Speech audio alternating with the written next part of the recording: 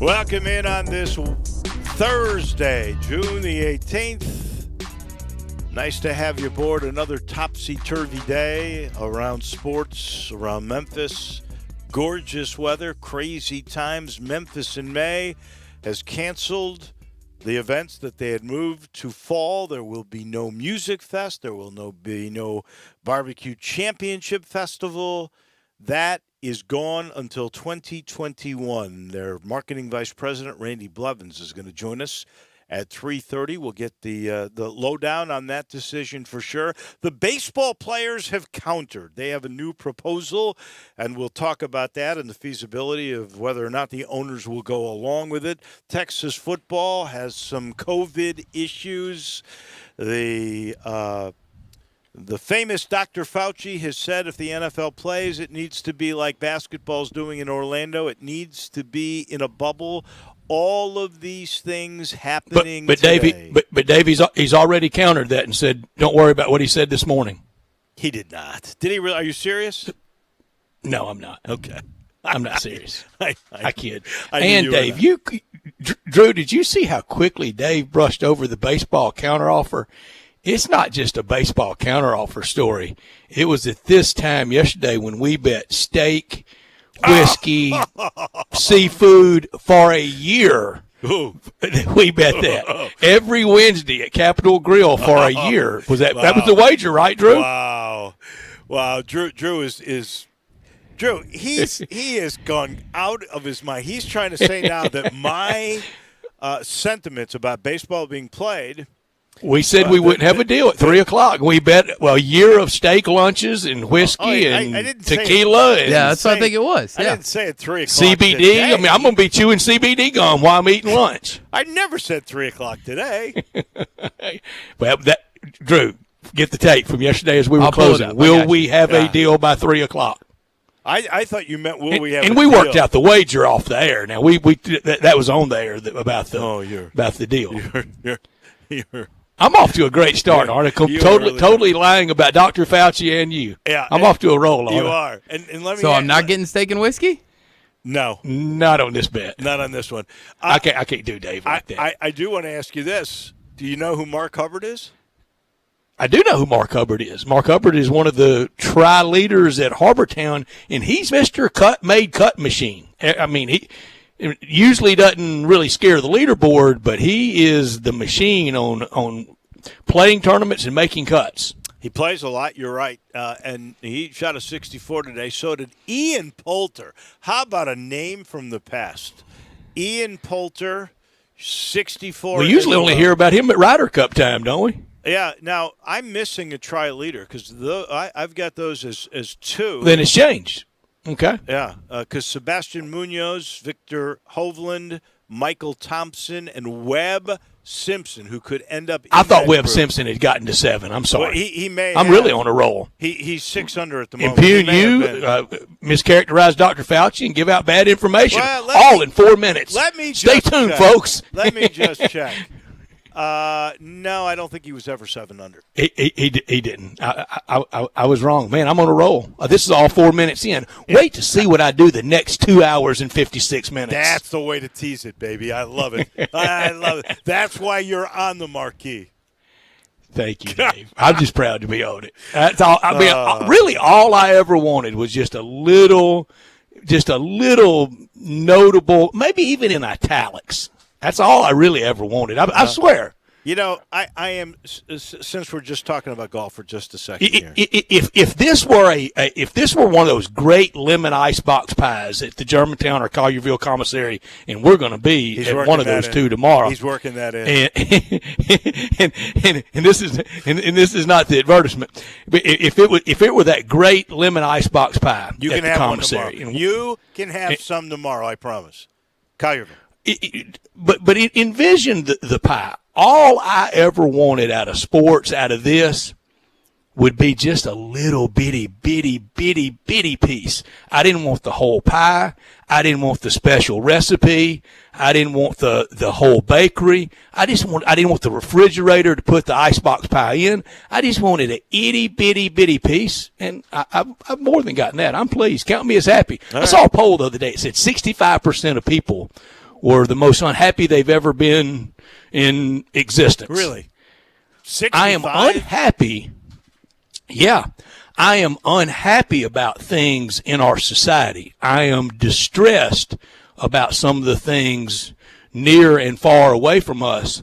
But in the whole panoply, I am happy. I want more to be. And I don't want anyone hurt. I don't want anyone disenfranchised. I don't want anybody mistreated.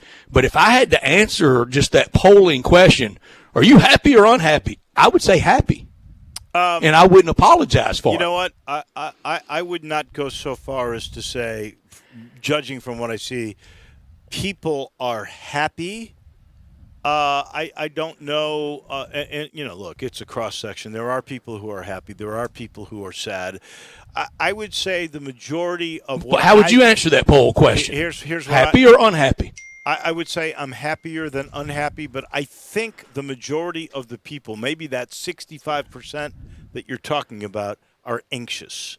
We're anxious because we don't I'm know anxious, but that wasn't the question. No, that wasn't the question. The question was happy or unhappy. Yeah, I'm happier than I'm unhappy, but I'm not. But I'm not normal. It's no happier. It's happy or unhappy. Well, life isn't just that simple. It's not. That was the polling question. And that was. But that was the polling question. Choice? Your only choice. That was your choices. Are you happy or are you unhappy? Can I decline to answer? Well, you can, but we're in the opinion business. I think I have to qualify my opinions, and so I would say no. You don't have to qualify anything. Well, I feel like I do. I don't think it's that simple. I think it is. I prefaced it with other things. Yeah, I'm just telling you. My sense of people. Okay, and this is just my observation, so it would be my opinion. Is that people are anxious because we don't know the future. Everything, I love the word. We never know the future. Is fluid. It always is. But you have a better sense, or and I've said this months ago. The other aspect is we always had something to look forward to. That could be for you going. We still do. You going to St. Louis. That could be. I'll go to St. Louis for again. For me, going on an international trip. You'll do that again, Dave. Sure. But I don't know when, and that makes me anxious. But I was only going to go to St. Louis twice this year anyway, and both of those have been scuttled. But I'll go again, and if I don't, I haven't been cheated. I've been innumerable times, had a blast on almost every single one of them, some happier than others, speaking of happy and not happy, but mostly very contented. And if I don't, I haven't been cheated, and it's been a very good existence. There will be good days again. I believe in that. I think sure. Today will be a good day. Today has been a good day. I think between now and 6 o'clock, if I don't start like I did from 3 to 3:04, the rest of today will go well. I got the feeling it wasn't a bad start, and you're going to recover. While very cognizant, of everything around me, and concerned for the rest of humankind, I'm going to try to be a happy warrior. I'm into that. I'm with you. And I but always based in realism. Because there are good things to grasp, like this golf tournament that is going on, and the fact that they've had no issues with positive cases. They're doing things correctly. The PGA should really be commended, shouldn't they? I know it's 5 days. Well, it's really over 2 weeks, but with the whole world watching, it's been 5 days of competition. I don't know that they get the Nobel Prize, spelled Nobel. I don't think they get that, or the Nobel Prize, spelled Noble. I don't think they should get either one. But they've gone out there, and their sport really was made for this, and they're getting it done. Arguably, the PGA Tour maybe should have been back 2 weeks earlier, but I don't want to be that much scrutinizing of them. They're doing it their way, and with the news here in town, and I'm very sad about the no fall Memphis in May. I was really sad in May, especially when we were blessed with such great weather, when they have often had such perils with the weather and travails with the weather. I'm very sad for the people that enjoy that. I enjoyed it once upon a time. My Memphis in May days are over. My Memphis in October days would have been over. But I am sad about that. That's something that makes me unhappy. But we'll have that again, and we'll have fun with that. But with that, it almost, and it ties into golf, and you mentioned Chairman Jack Salmons a couple times. He's right about the fluidity, and I think we are on our way to fanless WGC FESJI, and I'll accept that. I promise you, I texted Jack a week ago, and I said, Jack, if you need whatever real or perceived is my spot, my parking, my spot in the media room, my spot on the grounds, if you need that for someone a whole lot more important for me than me, locally, nationally, or internationally, I'll take the hit this year for that tournament, because that tournament means that much to me. At this point, they are planning on people. How many, we don't know. And you could very well be right, because it is so fluid that they could change their mind. They don't have one with people, and I think their timing was pretty much on the money, and I'm going to tell you why. They said, how many weeks out, 5 or 6 weeks, that they were going to do this at the Schwab, and they did it. So it took that long to plan and do it the right way. We're 6 weeks out from our tournament. And first round will be 6 weeks from today. 6 weeks. So that's 4 weeks away from Jack's tournament, the Memorial. Mm-hmm. And they will have already been there for a week, remember, because they're going to play a tournament before Jack's, and they're going to play it kind of a dry run. It's a dry run. Then they'll bring in people. It's being done perfectly that way, and then they'll get their sense. Now, the week before us in Minneapolis will be fanless. Right. In Blaine, Minnesota. Yep. And the week after us will be fanless at the PGA Championship at Harding Park. I thought was very interesting that they were going to do 2 tournaments with people, and then the major, they weren't going to have people. I would have thought that as long as these 2 went well, that they would allow whatever the percentages. I think the Memorial is local rules. I think the people that run San Francisco, and they are all right.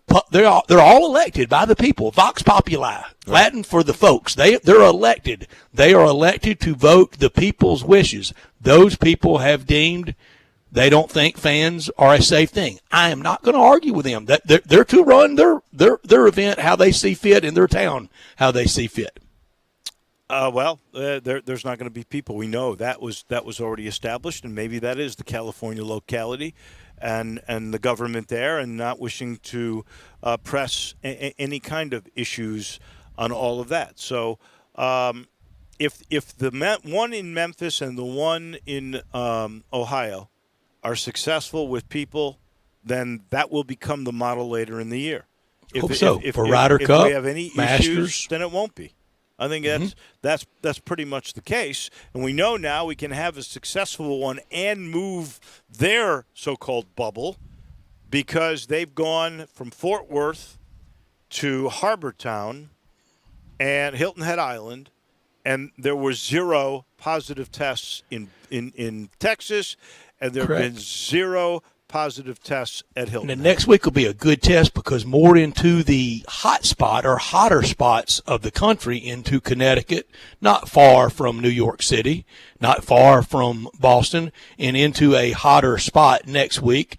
And I think the PGA Tour will have a little less obliging media covering it next week than has been in Fort Worth and at Harbortown. We need to have our friend Joe D'Ambrosio on next we week sure do. early because very good idea, Dave. He will be. Look at Dave with that thinking cap. He will be in Isn't it Hartford. beautiful? You realize this is going to be the first time in 44 years that, as I celebrate, not for 44 years, but for 28 years, I will celebrate Father's Day, and I won't be watching the U.S. Open. That's right. That's a Sunday afternoon staple. That's a little sad, but it is sad. What are you going to do? But it's been it's been that kind of year this year for everyone. Again, this was not one stretch of Honduras or Uruguay. This was everywhere across the globe. You think we'll see any of the video from those famous moments that on this Sunday, like Payne Stewart telling Phil Mickelson he's going to be a great dad? I mean, I hope so. I don't know that we will, because it was great in '99 at Pinehurst No. 2, and then just a few months later we lost Payne Stewart in October of '99. Right. He perished in the plane crash in October of 1999. I don't know if we will, David. Well, maybe on Golf Channel, but Sunday afternoon's coverage is so much of it will be CBS, and CBS is, in my memory bank, has never had a U.S. Open. It was always ABC and then NBC. NBC, yeah, right. And now Fox. And now Fox. Yeah. That's right. So you might be right about that, but Joe Buck, good life. I'm sure he's had a very good life. Joe Buck, good life. Yep, and he's earned it. He has definitely earned it. I tell people all the time when they ask me, about guys like Joe or Tom Brenneman, the sons of. Right. And I always say, you know what? Young Albert, Marv Albert's son. Jack Kenny. and Marty, and for that case, Kenny Albert, who's the brother of the son. And by the way, both his uncles were really good announcers. Very good. They were major league announcers of some kind. So that runs in the family. But I've always said, guys like that, the door is opened by their parents or their father. But they to get to the level that they have gone to, you've got to be great. You got to work at it. You got to be great. And those guys, all three of them. I think Harry Callis' son is the voice. I think he's one of the voices on Tampa Bay Rays broadcasts. I don't know that. We'd have to ask TJ about that. I'll tell you, the other guy that never gets credit is Skip Carey, and he was prominent in the. Skip Carey was great. I like Chip Carey. Well, yeah. Skip Carey. But Skip was great. Skip was fantastic. He had the most sardonic sense of humor. I think Skip should be in the broadcaster's wing of baseball and broadcaster's wing of basketball for his NBA announcing. I forgot in about the early days of TBS. I forgot about that. Yeah, hey, he was terrific, and the shoes he had to fill because it wasn't the shoes; it was the pitcher of Budweiser he had to fill. There you go. And he was, his whole approach was 180. From his dad, no question about that. And every time when he would be doing a Brave game and throwing it to break, as we enter another bottom of a fifth, Braves 3, Pirates 2. On that note, in the St. Louis days, his curfew was a point in the game where Harry Carey would throw to break. You're listening to Cardinal baseball. Good night, Skip. And it was bedtime for him. I like that. Yeah, this hour every day brought to you by Lexus of Memphis, 2600 Ridgeway, and online at lexusofmemphis.com. Lexus, I promise to do better than that first 4 minutes. I promise. Call them at 901-362-8833. Lexus of Memphis offering the golden opportunity June sales event. Dad's big day. It's coming up Sunday. Great offers on all 2020 models and always special lease options. Drive in luxury and confidence knowing that every new Lexus, it comes with complimentary first and second maintenance services. Lexus of Memphis, the highest standards in the industry. Stop by today at Lexus of Memphis at 2600 Ridgeway and put yourself in the driver's seat of an all-new 2020 flagship LS500, and you'll be looking and driving great. Online at lexusofmemphis.com. Call them at 901-362-8833 and experience amazing at Lexus of Memphis. Top story of the day. Well, that is the coronavirus dashboard on a lot of fronts. We had bad day in Tennessee, not so bad in Shelby County. In the state, 686 new cases. But in Memphis, down from triple digits almost every day to 76, but we did have 5 new deaths. We now have 7,320 cases, 151 deaths, and we've had 5,119 recoveries. Most of the cases, by the way, are people who are 54 years old and younger. The biggest grouping of cases, believe it or not, is age 22 to 44, and I'm sure that was a part of the reason for the cancellation of the fall Memphis in May events. We've now had 1,153 tests today, and the positivity rate dropped to 6.6%. So there's some nice things going on there. As far as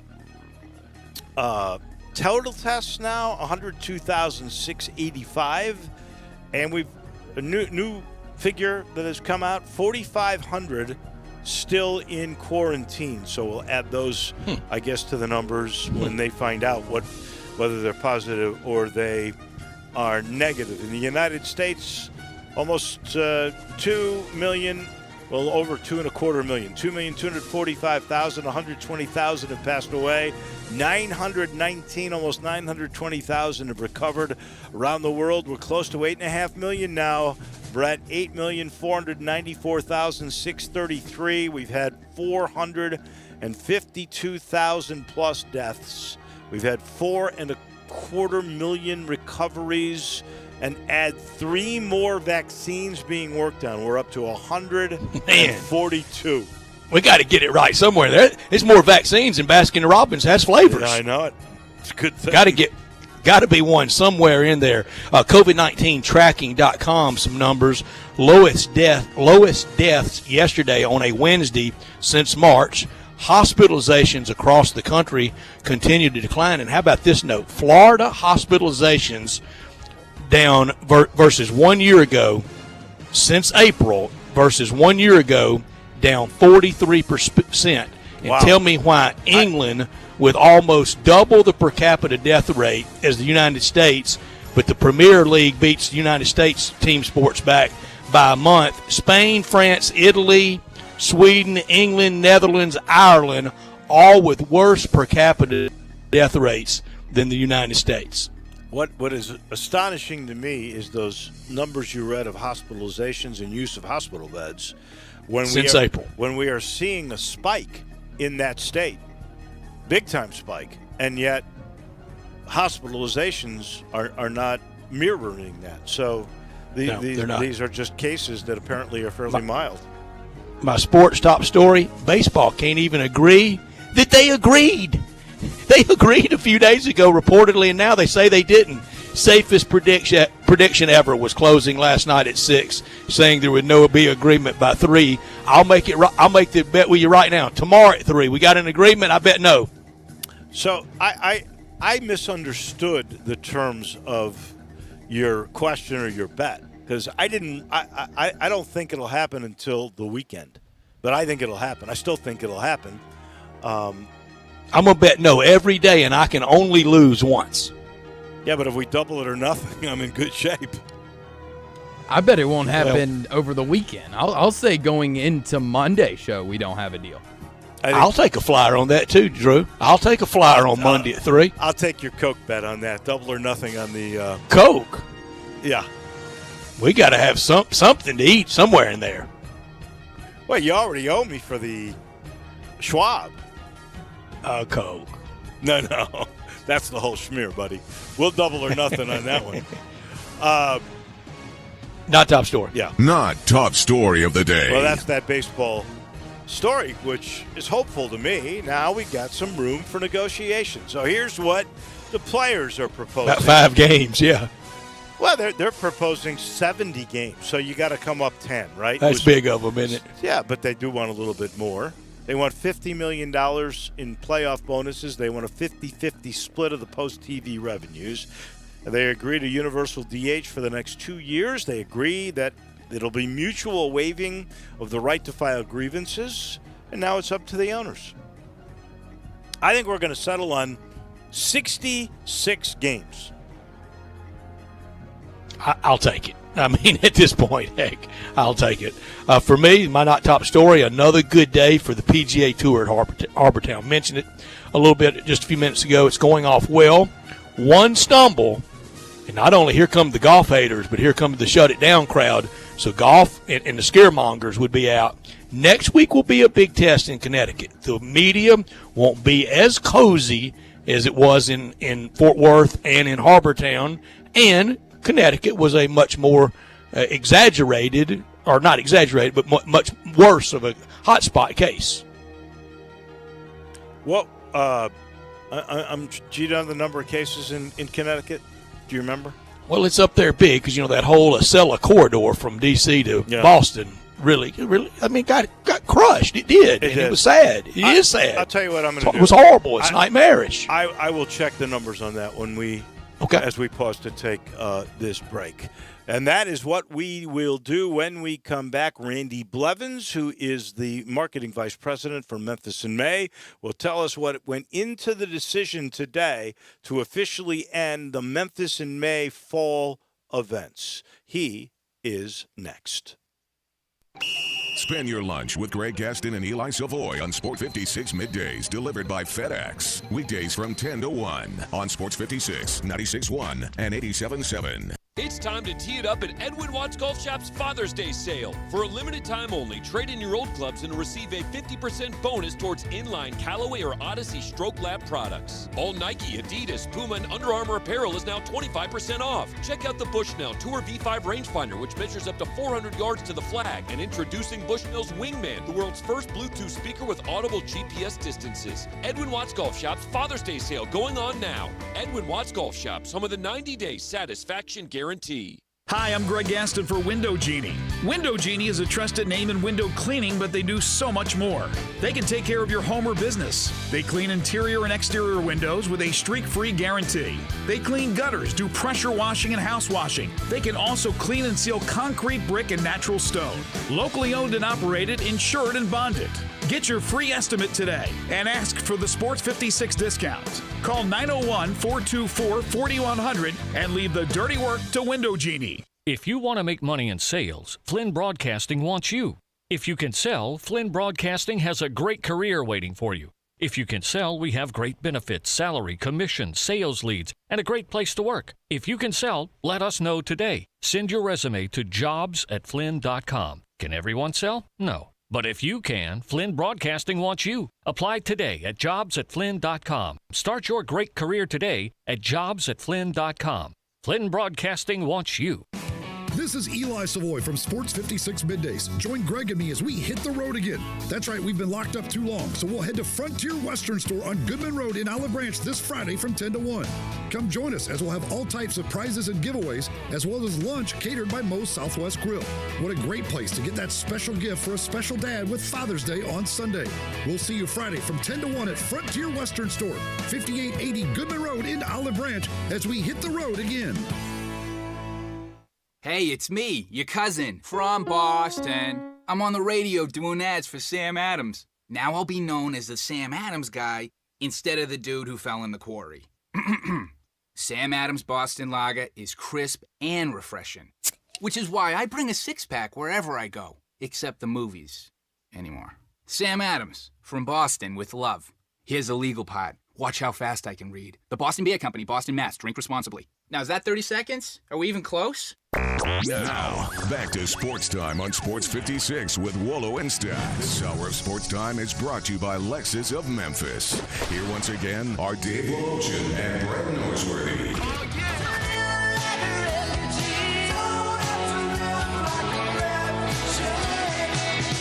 Welcome back into the Family Leisure Studios. And again, I heard from some of the folks what a year they're having. They want to thank everybody, and they want to remind you we're staying at home. Staycation.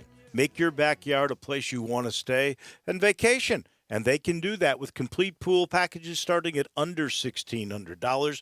The 24-foot pools under $2,000. Same price for the four-person spas. We're starting at $19.99. The big swim spas, they start at under $10,000. High-quality swing sets for you that have the younger set of children. How about a swing set that was once $34.99 down to $21.99? And you know they are all about safety here. They offer what they call contactless purchasing. They will deliver to you, or you can do curbside pickup. The best way to do it, call, make an appointment, then you park your car. Let them know you're here. They'll come out. They'll let you in. They space out perfectly. You can walk around, make your order, and voila. They'll either deliver it or take it right to your car. Staycation time at Family Leisure. All right, so I did a little homework. So, Brett, they went from Texas has 100,000 cases to South Carolina, 20,000 cases, 0 positive for the PGA Tour the whole time. Then at Connecticut, they've had 45,000 cases, just so you know. State of Tennessee, 32,000 cases, right? 45,000 in Connecticut. But, this is, I don't know, sort of, you get a lot of New Yorkers, 406,000 cases in New York. Sure. So I don't really know which way you would go in that one. And a lot of numbers in all this, and you got to get you something or someone that you trust and go with them. The alarming number of Connecticut compared to Texas and South Carolina would be the deaths per 1 million in population. It's a gigantic number compared to Texas and South Carolina. Yes. But so next week's a hotter spot and another test for the PGA Tour and the sports world and all of us to try to climb out of this and make it through this. And we got a great guest to talk about it right now. And I'll bet he's looked at a lot of numbers and talked to a lot of health department officials and all the docs, and that would be Randy Bleverens, who is the vice president of marketing for Memphis in May. The decision came out today. They are canceling what had been the Memphis in May events postponed until fall, and now they're all out the window, and there won't be a Memphis in May until May of 2021. Randy, I'm so sorry to hear that for you and for all the people that love those festivals. They love the Barbecue Championship. They love Music Fest. But I know this was a decision you guys put a lot of thought into. Good afternoon. For having us on, good afternoon. What we do is we produce events that bring people together. We celebrate the best that Memphis has to offer. Our beautiful, beautiful riverfront, the music and the barbecue, and we bring people together. And there's nothing worse than having to cancel that. This is our 44th year for Memphis in May. This is the first time in the history that we've had to cancel it. Over 200,000 fans flock to Memphis on the riverfront with our events, and it's something that we take seriously. A lot of people depend on the economic engine of Memphis in May, not only just having fun, but it's also puts food on the table for Memphians. So back when this pandemic started, back in March, we reset it for October, thinking, that's 6 months, that's half a year from now. Surely something will be able to happen. And you're right, we've stayed close in contact with the industry colleagues, with health department officials. We've watched this development keep changing as it does across the country and across the world.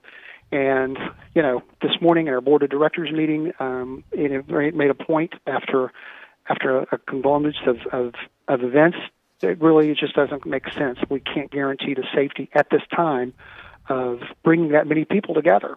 So unfortunately, for the first time, we're canceling all of our events, but it's going to allow us to reset and come back stronger than ever next May. Some of this, I guess, the decision was really made for you. If I recall, reading the story today out of Music Fest, which, let's face it, that is the Music Fest may be bigger than the championship barbecue contest now. Music Fest had 9 headliners, and only 4 were still committed. That's right. Well, that's right. What happened when COVID-19 started hitting everyone, artists that tour decided that it was no longer safe. So they started dropping off the map. Tours were canceled. Artist availability started canceling. They decided to sit this year out.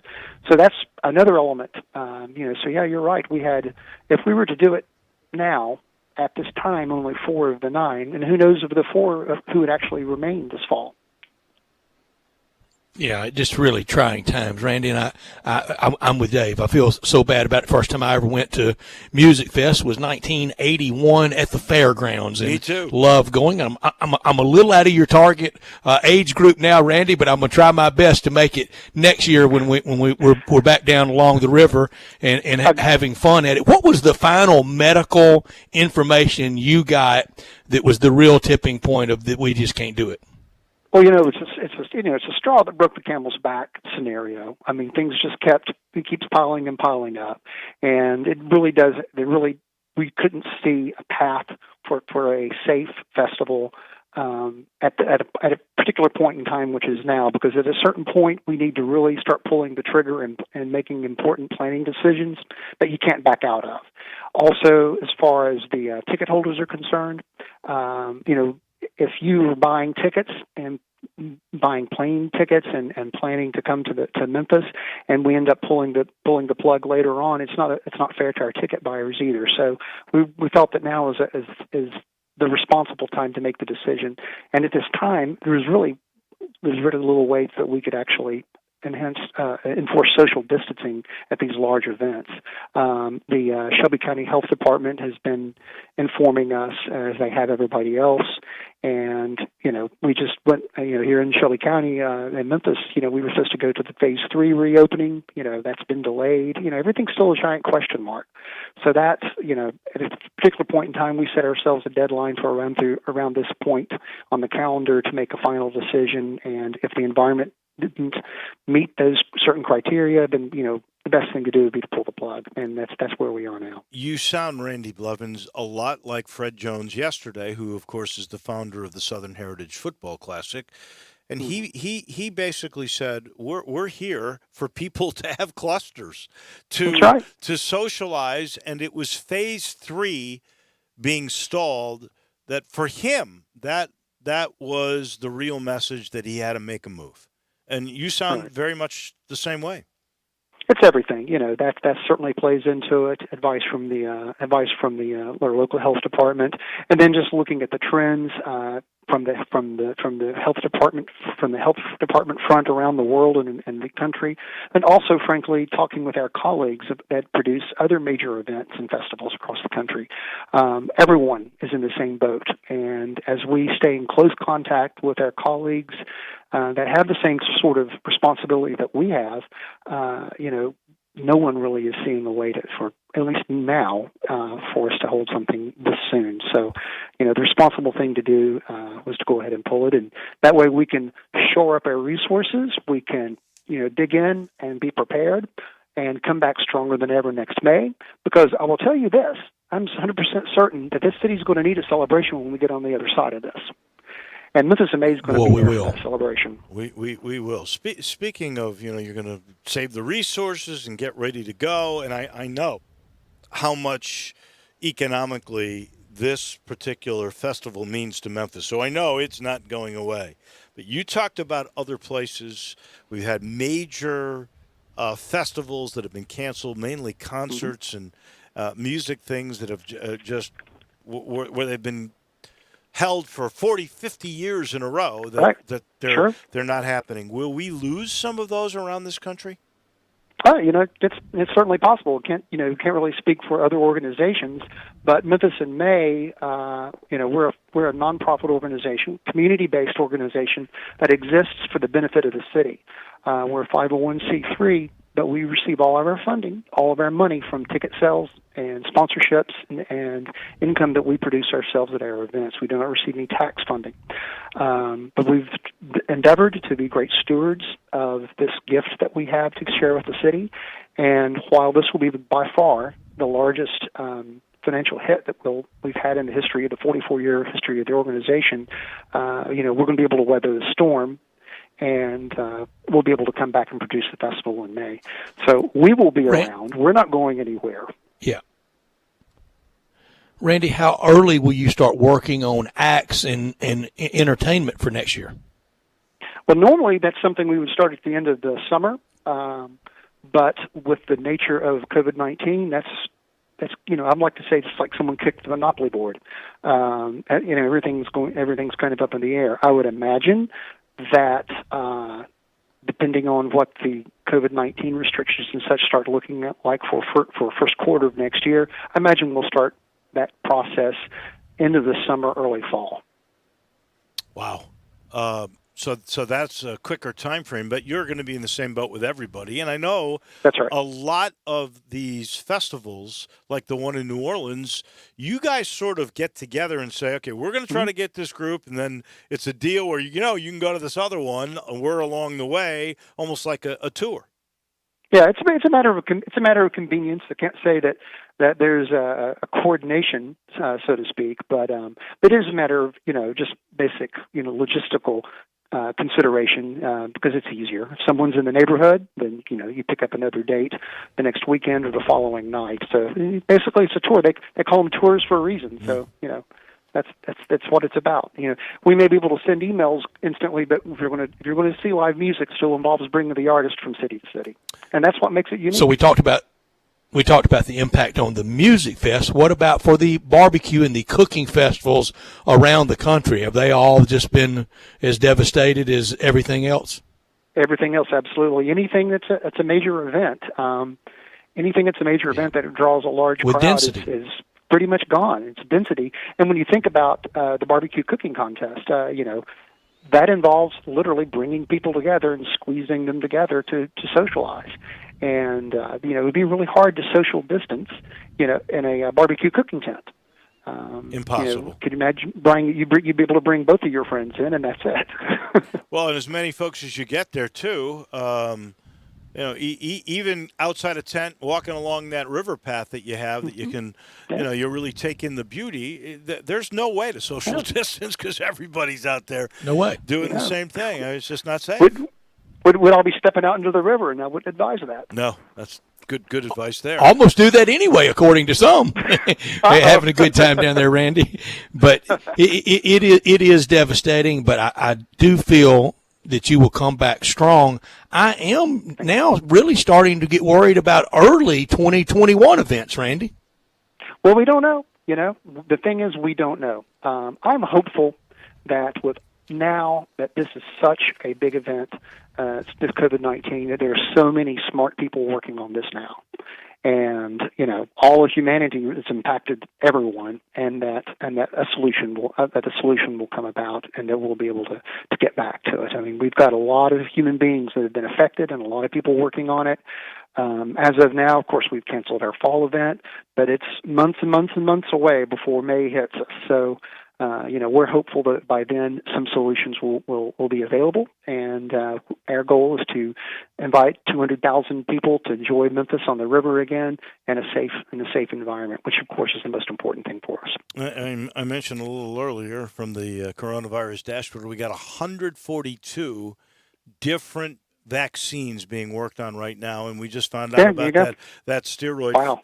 The researchers in England figured out a pretty common steroid is helpful for those that are really ill. So we are making progress for sure in that regard. This may be more a Kevin Kane question, Randy Blevins, but I'm going to ask you, do you have any sense of the economic impact loss? We know you're a nonprofit and you're safe and you're going to be back next year, but to the Memphis economy, those 200,000 people, many of which come from all over the country, really the world, what kind of economic hit does the city of Memphis take on that?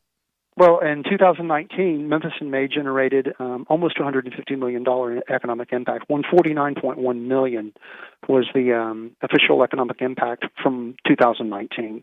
That represents, even in just straight tax revenue to the city, is $4.6 million. So that's not happening. There's a lot of people that enjoy the festival, but there's also a lot of people that depend on events like Memphis in May to put food on the table.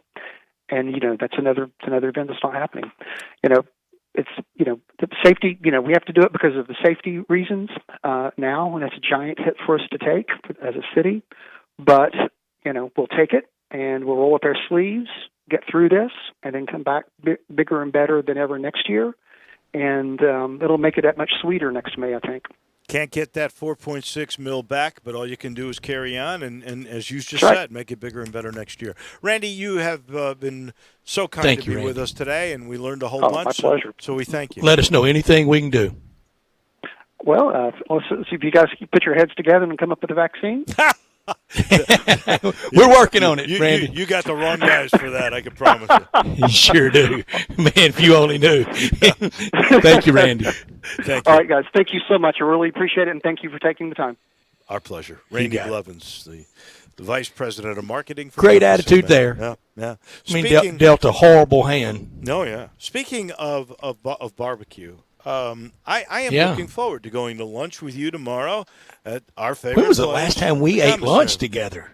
I think got to be February. Maybe last meal together was with Coach Gillen and Carter at dinner time. It's been a while. I'm looking forward to being in your company tomorrow, and we're going to miss Barbecue Festival, but we are in the best barbecue town in the country, in two great places that make it that, and you can still have a barbecue fest at either Germantown Commissary or the Collierville Commissary. The newer Collierville Commissary, Houston, Levy, and Poplar are the original in Germantown. All that great Memphis-style barbecue. That's what all those teams down on the river, that's what they're trying to emulate.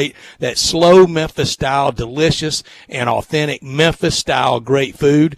Begin that barbecue feast at the commissaries with some great appetizers like the cheese plate or the tamales or the barbecue nachos. The smoked chicken wings you can almost make a meal out of. They're terrific. Then dig into the ribs or the barbecue shoulder. Get it chopped or pulled on a sandwich, a gigantic sandwich, or get it on a plate. Comes with beans, slaw, deviled eggs, bread as well. You can even order it by the pound or a 6-pack. We give those away here. Might give 1 or 2 away tomorrow, or an 8-pack or a 12-pack of barbecue at the Germantown or Collierville Commissary. Wrap it up with the best desserts anywhere. The best lemon icebox pie I've ever had anywhere. Connoisseur of lemon icebox pie, Dave will have the terrific banana pudding. 901-754-5540. 754-5540 online at commissarybarbecue.com in Collierville and Germantown. Great party area, safe. All the employees in masks, gloves, very safe, trying to social distance inside and be extra careful. That's what Walker Taylor demands, and that's what he's gotten during all of this. And this has been the definition of all of this. And when we start thinking about football, even high schools on Friday night and tailgating, keep the commissary in mind. Again, online at commissarybarbecue.com. We take a timeout. When we come back, some college football traditions may be coming to an end. We will talk about that next. Want to get your voice heard? Hit us up on the First Bank phone line or First Bank text line.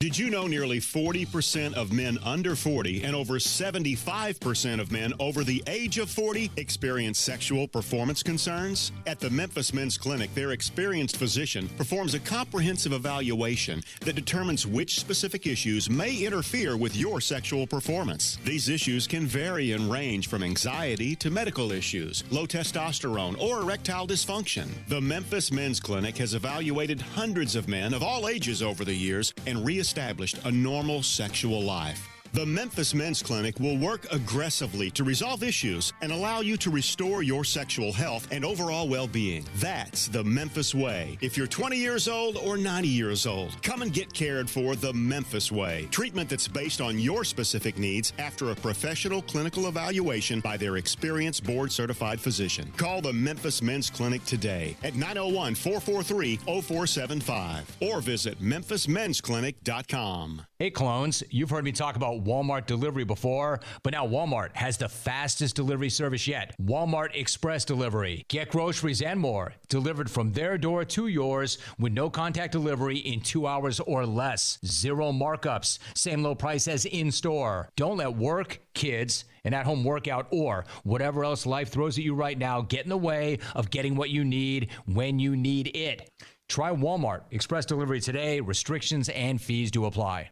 Hi, it's The Herd. And all week, we've been getting Lowe's dedications from listeners telling us their favorite DIY dad stories. Here's one of my favorites.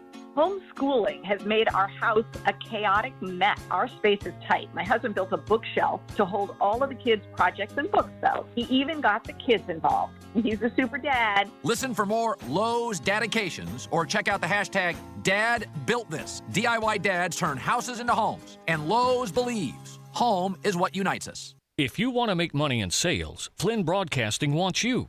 If you can sell, Flynn Broadcasting has a great career waiting for you. If you can sell, we have great benefits, salary, commission, sales leads, and a great place to work. If you can sell, let us know today. Send your resume to jobs@flynn.com. Can everyone sell? No. But if you can, Flynn Broadcasting wants you. Apply today at jobs@flynn.com. Start your great career today at jobs@flynn.com. Flynn Broadcasting wants you.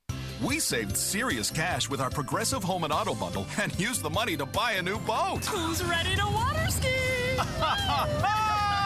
This is not a real testimonial. Sure, customers can save big money with Progressive, but not enough for a new boat. They'll probably spend it on rent or gas money or maybe one of those little plastic wading pools for the yard. Ahoy there! Is what the captain might say. On the toy boat. In your wading pool. Progressive Casualty Insurance Company and Affiliates. Now, back to Sports Time on Sports 56 with Wolo and Stats. This hour of Sports Time is brought to you by Lexus of Memphis. Here once again are Dave Woloshin and Brad Norsworthy. Well, we got a little bit of breaking news going on right now. Ryan Silverfield has done it again. He just landed a big recruit, a 4-star linebacker, an inside linebacker out of Louisiana. His name is Andrew Jones. And that'll make that defense better. And wow. Remember, this is in a no-contact period. Imagine when he can really go full-court press. Man, that makes the Memphis class, that's either the 13th or the 14th commitment, which is about as good as almost. Did it jump it up at Rivals? I didn't look. It is at 34 right now. Wow. Which yesterday, you know who was 33? Yesterday was 40. That moves to 34. But Alabama? But no, at 33 was Cincinnati. Cincinnati has had really? Heck of a great recruiting year. I think Alabama's in the high 20s. They're starting to catch up on a lot of the recruiting. Well, they'll get more numbers, yeah. They will, and the mass will make it bigger. Tennessee's about done. The Tigers halfway home. Tigers, yeah. Is that 14? Was I right, Drew? Yeah, it is 14. So more than halfway done. And Dave, you mentioned some. Go ahead. You mentioned before the break some. Sorry. I'm sorry, Drew. Go ahead. I'm looking at Rivals, though. I've seen a lot of places he's a 4-star, but according to Rivals, he's not. So we've got 11 3-stars on Rival, but still 36. 24/7 has him as a 4-star. He'd become the highest-rated guy in this class. That's what I thought. Yeah, if he's a 4 anywhere, I call him a 4, and he might get there by the end of the year with the Rivals ranking. Who knows? He could catapult to 5. You mentioned the end of some traditions out there in college football, but Dave, we're going to start some new ones. I mean, the announcement today of Ohio State, Alabama to play regular season, first time ever, not at a neutral. They're going to play in 27 and 28. And also, I'm not wild about FCS games against anyone, but I have said they're not going away. I'm going to lose that one. And if you're going to play someone in the neighborhood, and I have advocated for this at Ole Miss.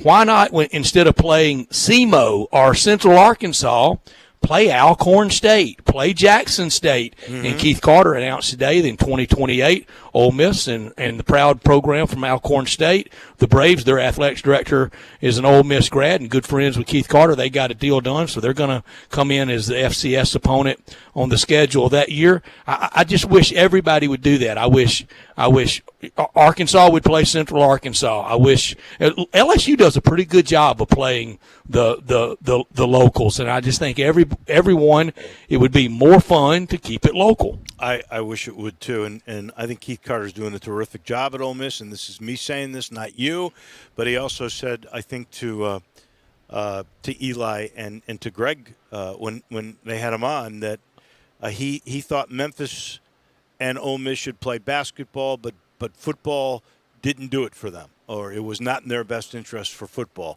So keep 2023 in mind. I hope so. There's an open spot for the Tigers then. There's not one for Ole Miss then, but there's a couple of there just aren't many open spots in these out years. Right. In 2027, Big Ten non-conference games. Boy, I hope I make it to 2027. Come on, I'm getting up every morning and walking for a reason. Illinois, Missouri, Maryland, Virginia Tech, Michigan, Texas, Michigan State, Notre Dame, Minnesota, Mississippi State, Nebraska, Tennessee, Northwestern against Colorado, Ohio State, Bama, Purdue, Notre Dame, Rutgers, Boston College, Wisconsin, and Pitt. And all this out-year scheduling, what does that tell me, Dave? Expanded playoffs and 2 losses won't kill you. I like that concept. I really do, especially if they leave the group of 5 with an opening. Here's what I was talking about. Today it was announced that Florida is going to end their Gator bait cheer because of the history of racist imagery, and I must tell you, I didn't know that there was that correlation at all between. I didn't either, bait. but I read up on it, and I understand why. Yeah. It is an imposing cheer when you walk into the stadium or when you're being introduced. My favorite cheer at Florida games and forever was the old guy dressed like the 40s or 50s cheerleader called Mr. Two Bits when he goes out to midfield and does the old 2 bits, 4 bits cheer. We will lose stuff, but we will start new stuff and maybe with the sensitivity and progress in mind going forward, and that's suitable for everyone. UNLV is going to take down their Rebel statue that they have, and they talk about changing their name. And when you change the name of Rebel, which to some it could happen. That is imagery of slavery and racism. That Ole Miss's name comes up, and again. I have no idea with which the extent we will go with changing culture. This is so far generational. I mean, many, many, many generations. These are the things that we are going to be at least talking about for the next, I think, several years. We are. And I'm going to roll with the punches. Me too. Absolutely. That's an hour in the book. When we come back, Elliot Perry inside Hoop City will get his take on if he thinks it'll really happen in Orlando. His thoughts about does playing these games now give you a platform for Black Lives Matters, or is it a distraction away from that? That is next on Sports Time on Sports 56 with Wallow and Stats, being brought to you in part by Ken Garland. Ken Garland Custom Home Builders.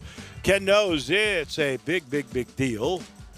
And you're going to invest in something that will last for generations, you hope, and that is a fine custom home built building.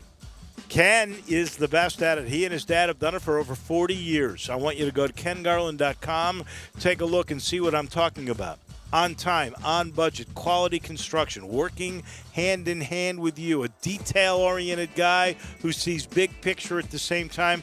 Perfect for renovation. I can promise you that. You want your old house, you love the location, you love the lot, but you want the modern amenities, renovation with innovation. That's what Ken Garland is all about. If you're looking for a new development, here's a gated community by Boyle called Leylon. Messick Road, east of Kirby, all the way to McVeigh. 4-bedroom homes starting at $875,000. Go call Ken. 751-1632. 751-1632. Ken Garland, Custom Home Builders. Elliot Perry is next.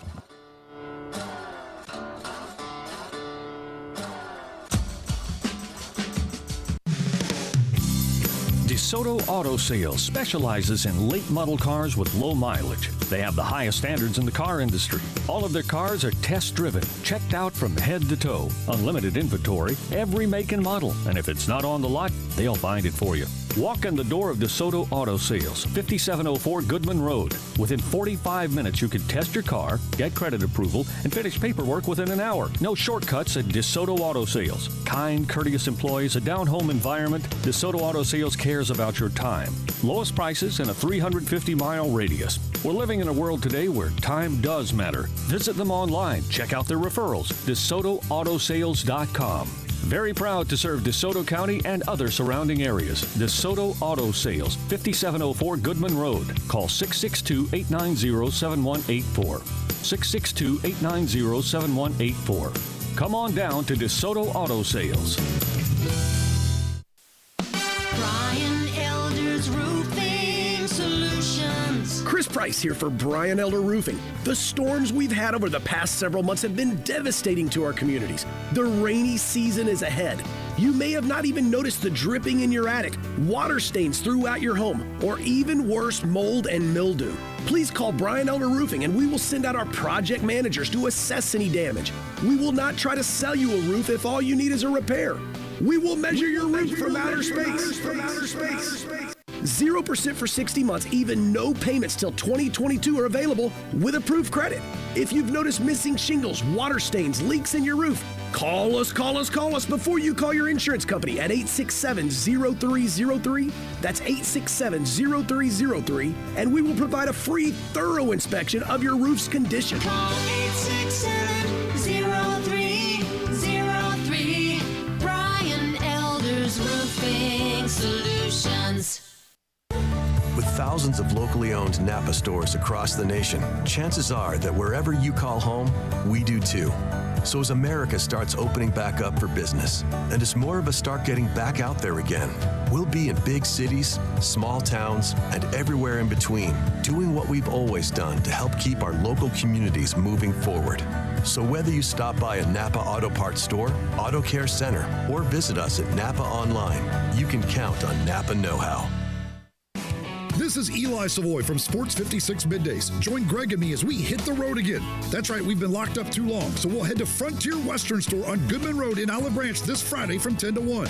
Come join us as we'll have all types of prizes and giveaways, as well as lunch catered by Moe's Southwest Grill. What a great place to get that special gift for a special dad with Father's Day on Sunday. We'll see you Friday from 10 to 1 at Frontier Western Store, 5880 Goodman Road in Olive Branch, as we hit the road again. Hi, this is Rob Brown. Join Pete Cordelli and me for Sidelines, Saturday mornings, 8 to 10 a.m. on Sports 56, 87.7, and 96.1 FM. We'll cover the Memphis Tigers, the SEC, recruiting. Hey, if they keep score, we're covering it. Check us out on the website at sports56whbq.com and sidelines.live. Sidelines is brought to you by Duncan Williams Asset Management. Saturday mornings, 8 to 10 a.m. Get up and give us a call. We are Sports 56 WHBQ Memphis, WIVG-FM Tunica Memphis, and WPG-FLP Memphis. Flynn Broadcasting Stations. It's time to go inside Hoop City with Grizzlies radio analyst Elliot Perry. Inside Hoop City is sponsored by Campbell Clinic. Each Thursday, the former Tiger great and 10-year NBA player joins Sportstime with Wallow and Stats to talk Tigers and Grizzlies and all things Hoop City. Now, here's Elliot Perry with Wallow and Stats. I like slam dunks, taking it to the hoop. My favorite play is the alley-oop. I like the pick and roll. I like the give and go. 'Cause it's basketball. Welcome in on a wild day again on this Thursday, June the 18th. Memphis in May canceled the fall events. That's the bad news. The good news, baseball players have given a new proposal to the owners. Maybe they will go for it. We shall see as the week comes to an end. In the meantime, we're less than 6 weeks away from Orlando and the NBA resumption, maybe. And Elliot Perry is a guy who always gives us incredibly thoughtful answers on a lot of different topics. And this is one of those, again, where you have to sort of sit back, reflect, think about what the heck may be going on here. There is some hesitation, and it's not just the bubble or the coronavirus safety measures that some NBA players are reluctant to go down to Orlando about. No, this is also about making Black Lives Matters either a larger platform or is it a distraction? Kyrie Irving would say it is a distraction. Don't go down there. Other players are bucking that and saying we could use this as a better fundraising spotlight in which we can spread the message even more. Elliot, what if you were a player right now, which side do you think you would be on in this debate? Yeah, I mean, honestly, I think that, this is just a matter of opinion. I think they're two, relatively good debates. I think I would be on the side of going and playing, really using that platform to, knowing that millions and millions of people will be watching, using that platform to really continue to talk about Black Lives Matter all while we're playing. So we know that we'll have more eyeballs on the game. We'll have a bigger platform to be able to talk about some of the issues. And then some of the, some of the sponsors have an opportunity to join in on some of those issues. So I think that's a better conversation. And plus, I think the second thing would be that, players are in this kind of central location, it could be an opportunity to, have some broader conversations about where the league goes from here. Elliot, what would you like to see the league do for minority hiring, particularly black males being hired by the league to fast track them into upper echelon front office positions? Nothing close to token meat and potatoes issues. How does the league do that for you? Yeah, I don't think it's a matter of just saying that it's token because they're black. I think it's just a matter of access. It's probably like anything else. I mean, you give African Americans the access to be able to have those opportunities, to be able to have those doors open, to be able to build those relationships. And I think they'll be fine in terms of doing the job. I mean, we've seen multiple general managers in football and basketball be able to really be able to do well. You think about Joe Dubars with the Detroit Pistons, who did a fantastic job as their general manager for a number of years. And then we've seen it in football as well. When you think about Newsom with the Baltimore coach. And so I just think it's a matter of access and really being honest and open with a lack of opportunities, and then how are we going to interview guys? How are we going to seek out guys and really be proactive in trying to find the talent? Have you got a gauge on whether or not you think this thing will still happen in Orlando? And do you think there may be demands that will have to be met before this thing totally gets resolved? We've been going back and forth with this for, a number of months. And, again, I still commend Adam Silver and his staff, and then also the Players Association really for their willingness to work together to be able to try to come to, some conclusion about how do we get this started. Now that they've found an opportunity to get it started, now you have something else come into the mix. At some point, I think it's going to come down to, let's just lace them up. The players who want to play, and I hate to be, sound like it's just, not sensitive, but players who really want to play, they're going to come and play. So teams are going to have to make sure that they have a strong unit. And players who don't want to play, we already said that those players won't get paid. And the players who have preconditions, issues before, those players will get paid. And so I just think at some point you're going to have to go down and lace them up to see if players who are talking really walk the walk. Elliot, I'm with you, and I, in my own personal life, I try to take care of my business and let other people live and do as they see fit. There's no way I would admonish or criticize a player that he felt the need to not go down there. Any more than I would overly praise the ones that did. If you don't want to go, then you don't have to, and I don't think it should be subject to criticism. If you do go, I think we will have interesting basketball, and maybe youth will be served. A younger team like the Memphis Grizzlies could do really well. Elliot, take us inside when you were player representative. Did you vote? Would you always vote, especially on the big issues of the day?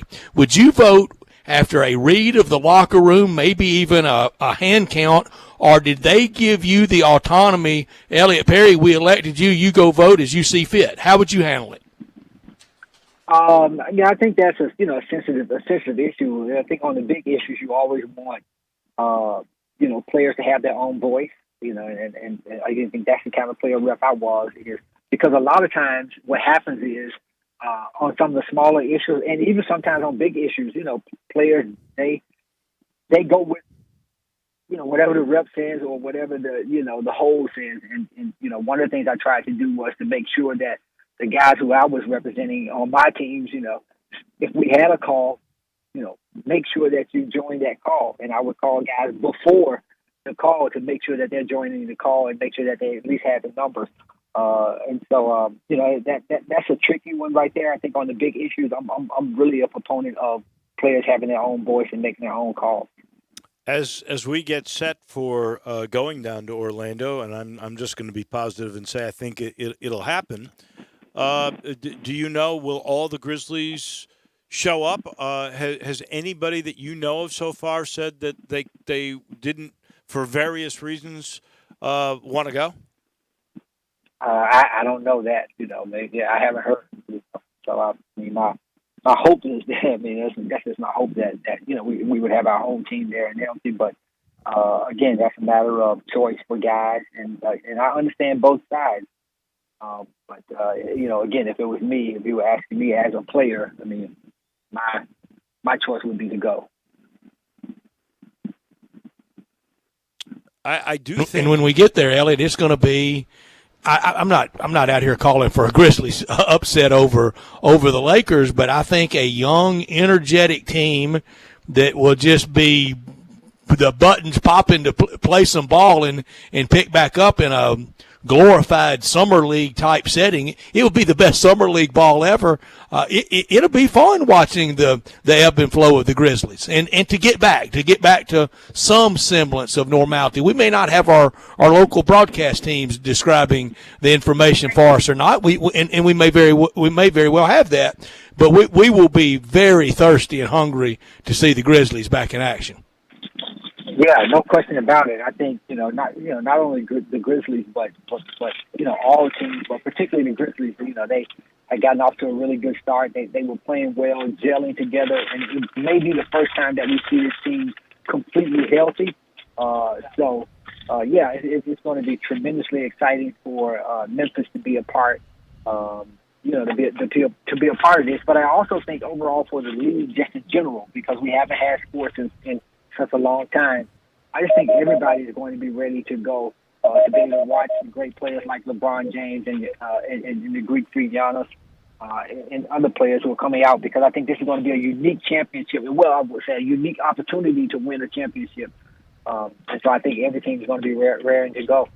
This should be the strongest the Memphis basketball team has been all year, because the deals that brought Justice Winslow, he would be able to play. Everybody would be healthy. Jaren Jackson's going to be 100%. Brandon Clark, it was banged up. He's going to be 100%. I've watched video of John Morant in these little pickup games they're playing. I mean, he's ready to play. He looks like he could fly. He could play every day out of the gym. Do you think, because of the way this thing is set up, that we should expect more upsets, or would it be more true to form?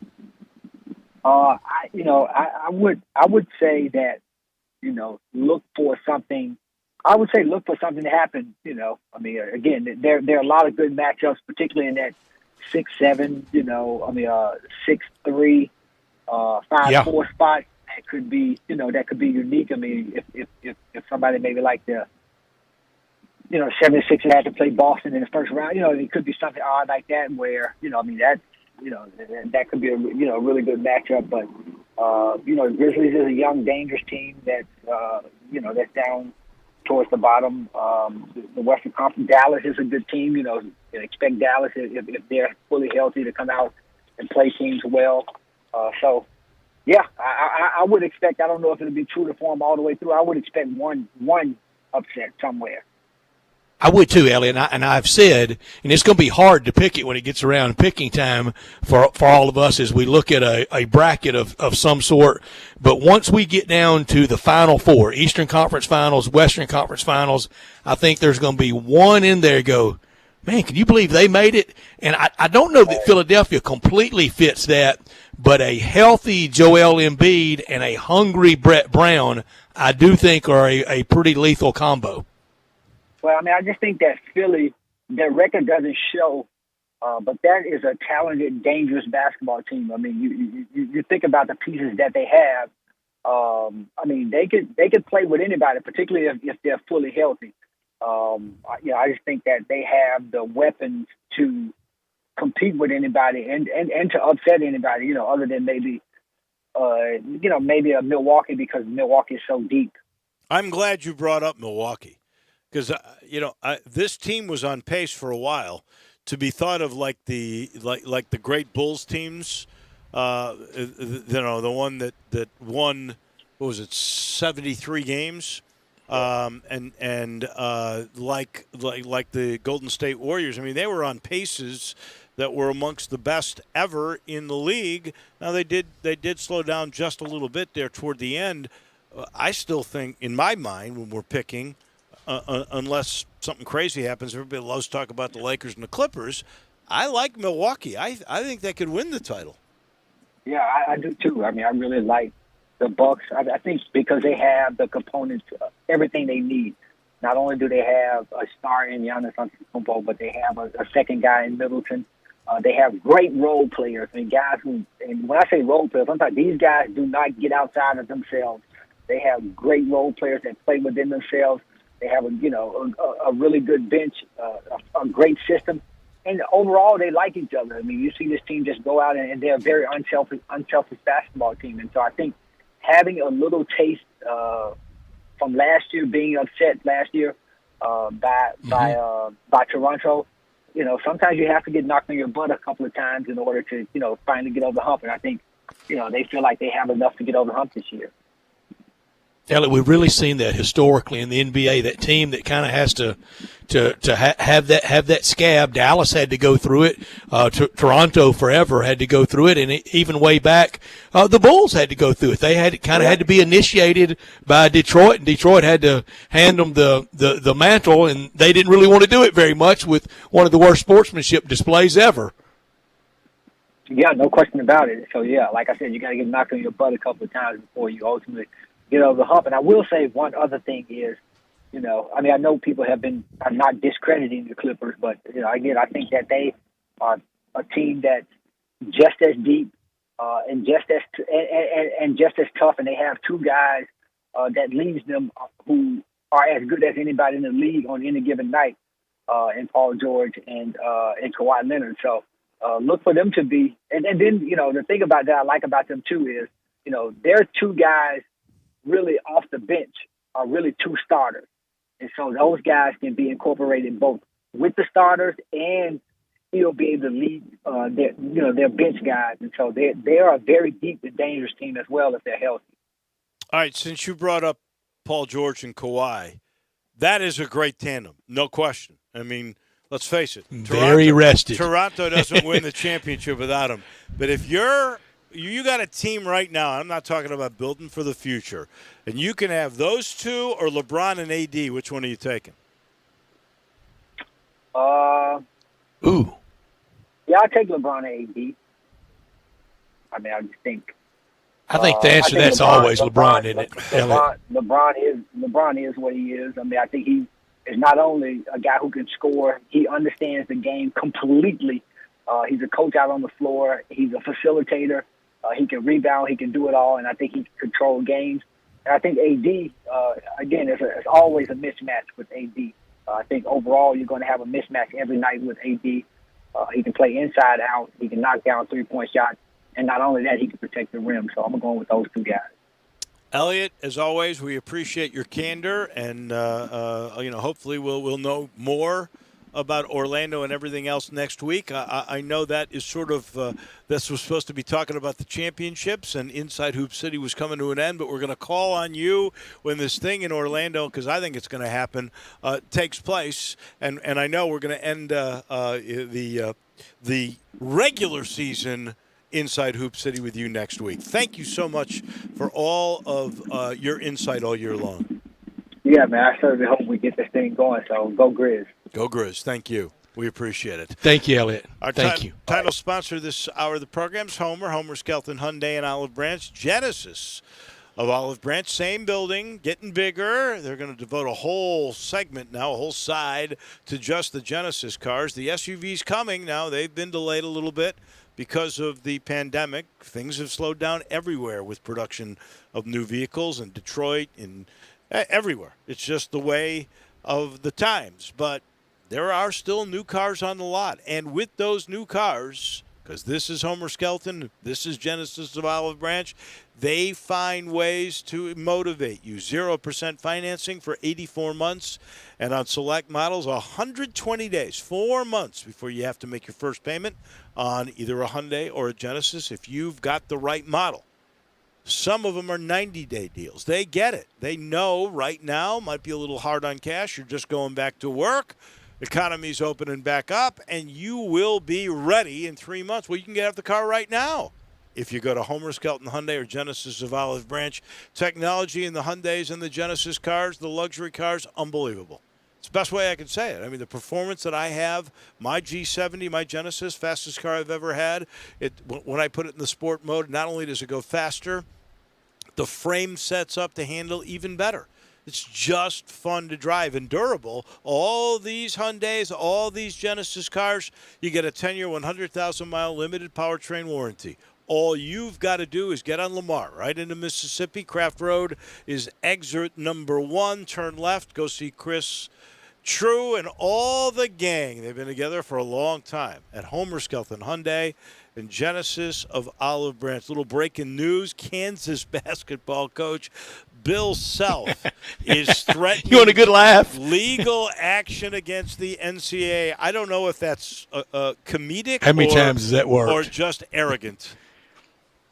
How many people have really ever taken the NCAA on and won? Jerry Tark? Yes, it. College Football Association kind of did. Well, they had the with TV deal. They had the ability to take their game and run, and that was was that's the right. precursor It to was football. BCS and now Power 5, which Yeah. is not controlled by the That's NCAA. right. So they won. Well, this thing in a letter to the NCAA sent to Vice President of Legal Affairs Scott Bearby. This is about 6 days ago. A self-attorney wrote that they were to formally put the NCAA on notice of Mr. Self's current and prospective claims against the NCAA relating to the NCAA infractions investigation of the Kansas men's basketball program and Mr. Self. So, in other words, because he's Bill Self, he should never be checked on? But because he's Bill Self, he should always be checked on. It's amazing. It really is, Dave. And these guys are charged with those four letters. Five or level, 3 letters, one twice. This is 5 level 1 rules violations. 5 of them at the highest. Supposedly level. the most egregious. Yeah, the verboten, the gold standard. You don't go there. Lack of institutional control. That's the I think the one you're referring to, and that's the biggest one, and he's leveled with it. And his answer is it always finds his AD. Lack of institutional control. That's the one that got Rick Pitino in Louisville. It's gotten everybody. Oh, that's the one that is the equivalent. And no lawyer am I, but that is the equivalent of you can get a ham sandwich on RICO acts, on racketeering stuff. When all else fails, get the Justice Department to sick RICO statutes on you.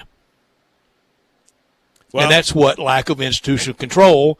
That could be anything from double parking to cash on the barrelhead. But by the way, we should point out. But you're ready to get them. Since that has been leveled at him, Kansas officials, along with Bill Self and assistant coach Curtis Townsend, are disputing each of the 5 level 1 violations, as well as the 9 aggravating factors cited by the NCAA in an amended notice of allegation. So we're talking about 14 different things here, and they're, even though he's on tape, they're innocent of all of them. Dave, I would like to see a lot of people, when accused, I would like to see it be outlawed, forbidden, that you cannot kind of self-police anymore. You can't self-punish. You can't give back bowl money. You can't give back NCAA tournament money. The institution can't take away scholarships. Whenever accused, you face those charges, and the chips fall wherever they fall. No more of this self-policing, because what you end up doing is you admit guilt. That just gives them sustenance to go harder at you, and you don't get any relief from them. Well, in this particular case, I would really love for Bill Self to explain each and every one of those raps, and I would love for him to explain what he truly was saying, and do it with a straight face, on the FBI wiretaps. Then I might believe him. I think Bill Self is a heck of a coach. Don't get me wrong. I do too. And I have talked. And I remember him well as a player at Oklahoma State, and he was very good friends and a teammate at Oklahoma State with Houston Nutt. And I love Bill Self at ORU and at Tulsa, on the way up at Illinois and at Kansas. You know, the floor coaching job is unarguable. Well, not just that, but I have talked to coaches, to players' parents about him. Every one of those parents that I ever spoke with about Bill Self, good reputation, absolutely loved him. Thought that they had the job he did taking Tulsa to the Elite Eight in 2000. Man, that was a work of brilliance. Those parents thought that their children were in great hands. So there is absolute positivity. But for him to come out this way when he's got all these chips, he ought to just come clean. And be honest. You know, about Dave, you're going to be away, but we're going to do our first half year top 5 stories of the year, and then they're all going to be very COVID-19 related. Of course, Kobe Bryant, and the Kansas chair swinging night. It doesn't make you top 20 anymore. Oh, We've no. had so much. Yeah, you're right. You're right. By the way, I meant to bring this up yesterday. Before we take the break, we're going to bring Tim Doolin in here. I just wanted to let you guys know. We have the golf tournament going on right now. I am, again, in the lead of the golf pick'em contest. And I frankly... How did this devolve into self-aggrandizing segment? No. Frankly, you guys have just come out and said it's 3-on-1.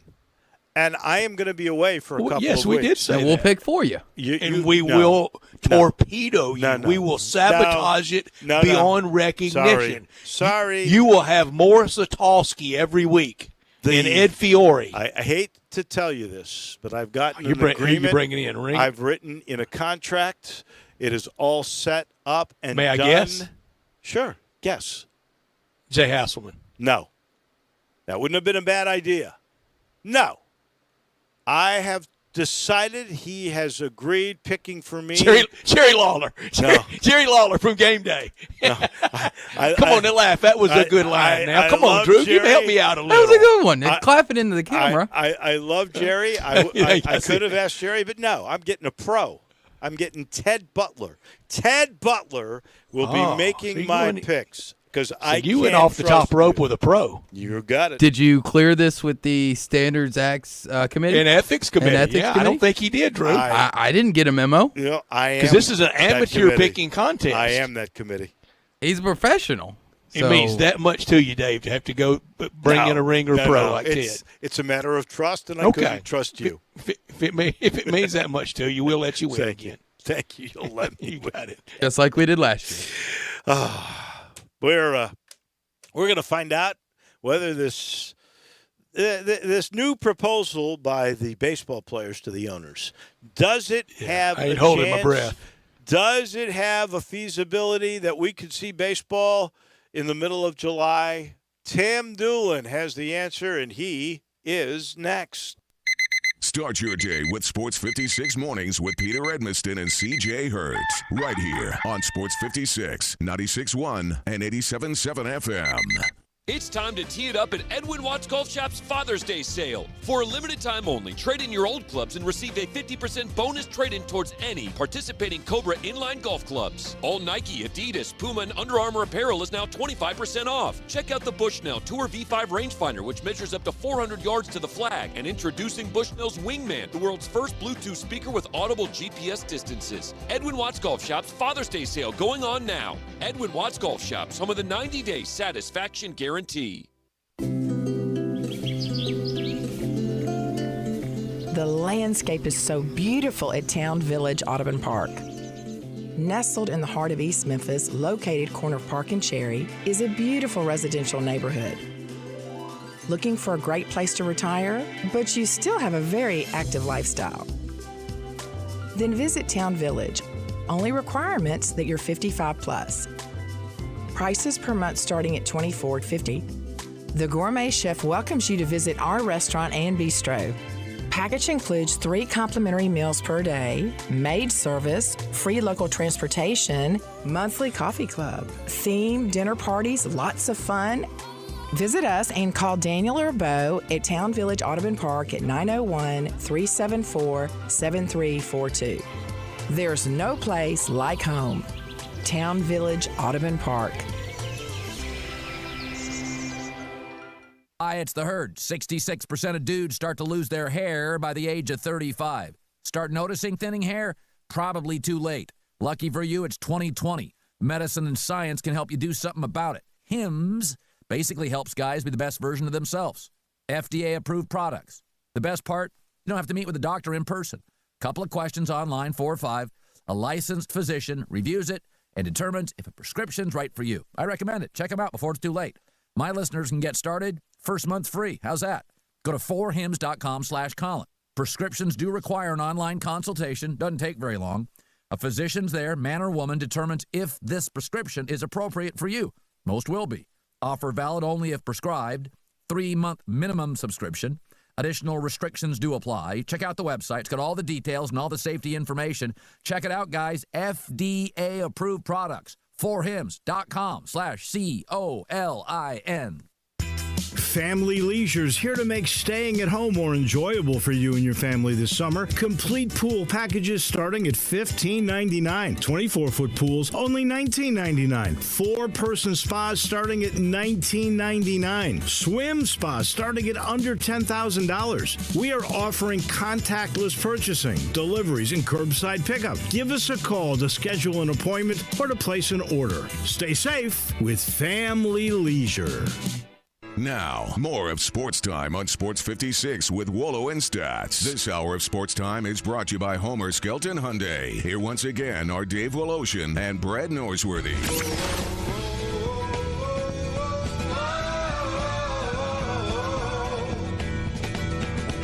Our friend Tim Doolin is going to join us here in a second. We got an interesting text, and I'm probably guilty here of being a rumor monger here.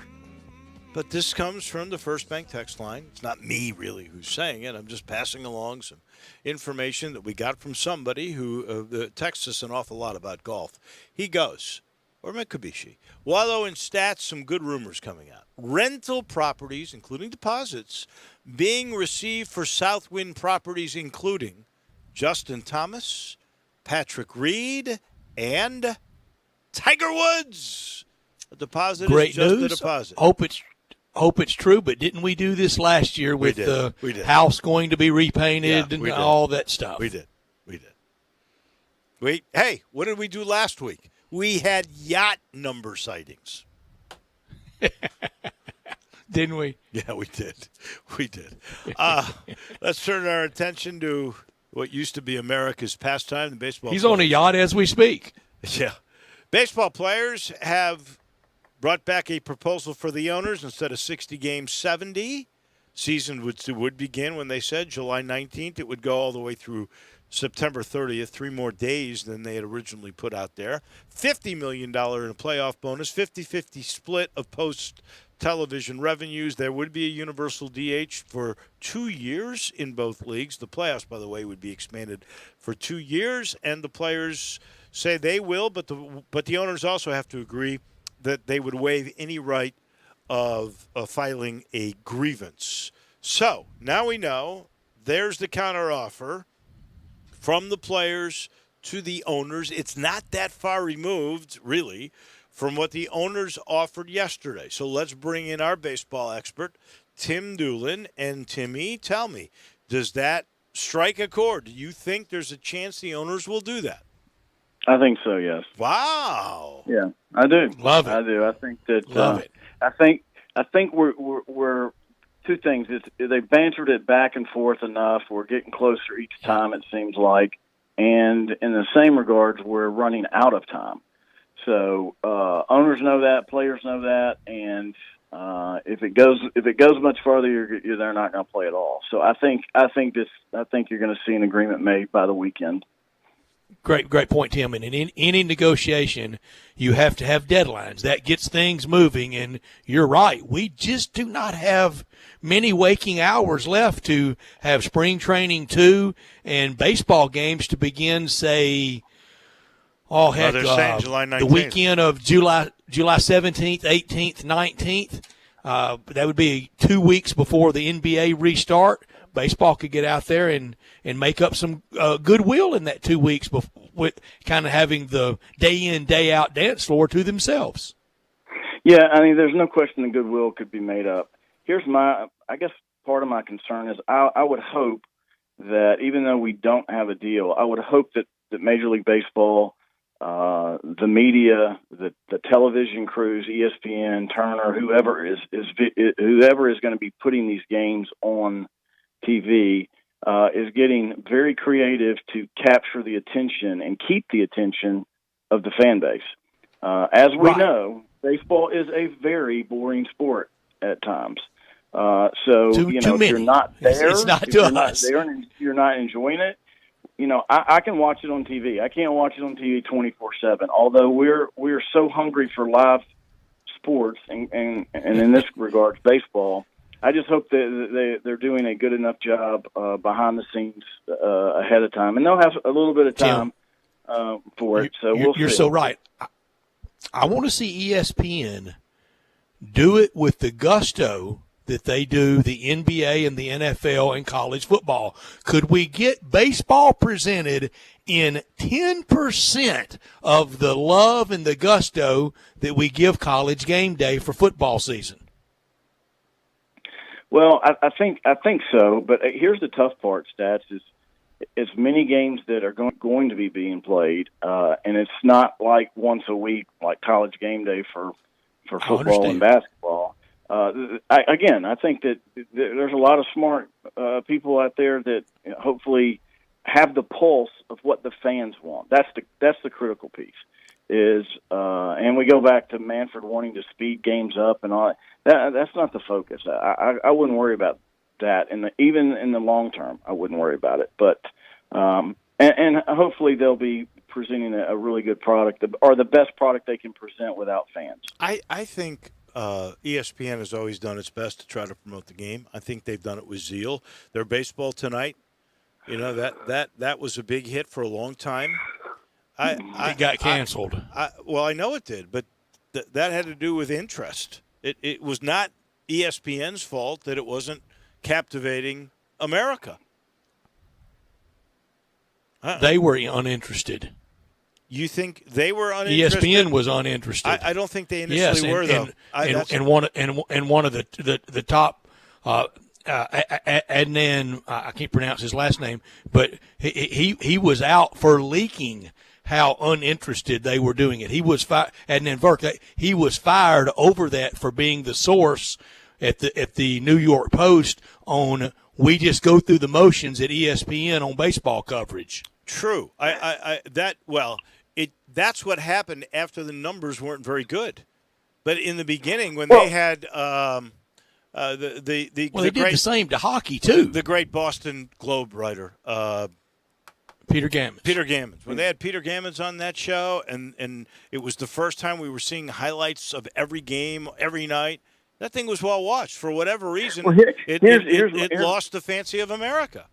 Well, it lost the fancy of America, and I think part of the reason is they weren't changing with the times. I mean, you look at what the NBA's done with on TBS, where you've got personalities like Barkley and Shaq who are it's just constant animation and the interest.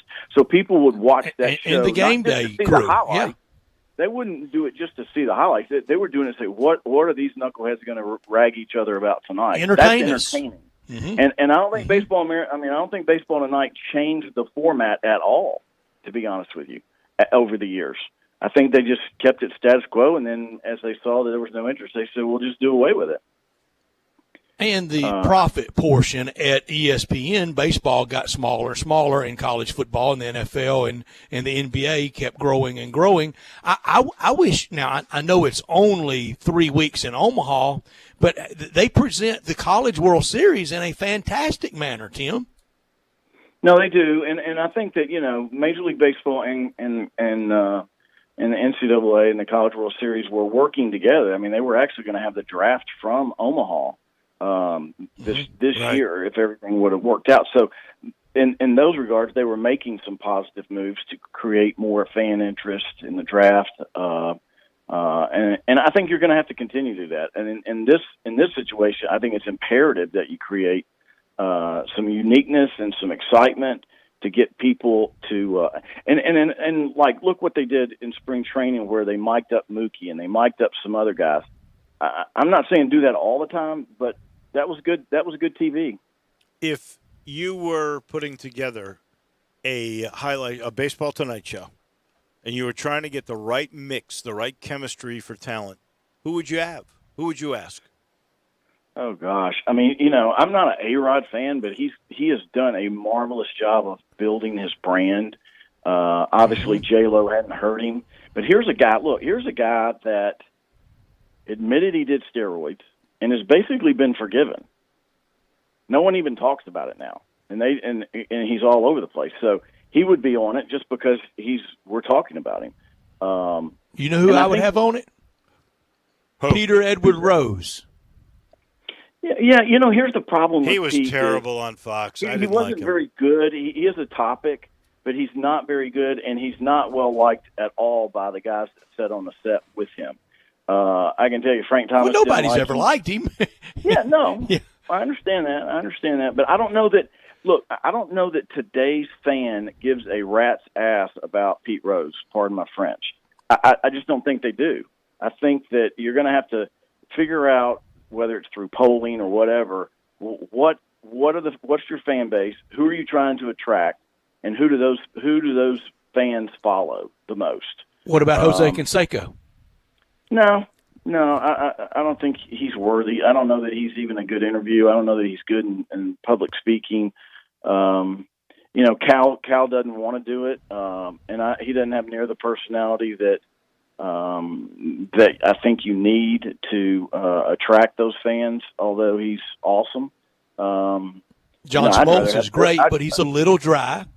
Yep, I'd rather have someone like Billy Ripken because he's animated and he gets into the show. Yep. You know, I like Harold Reynolds.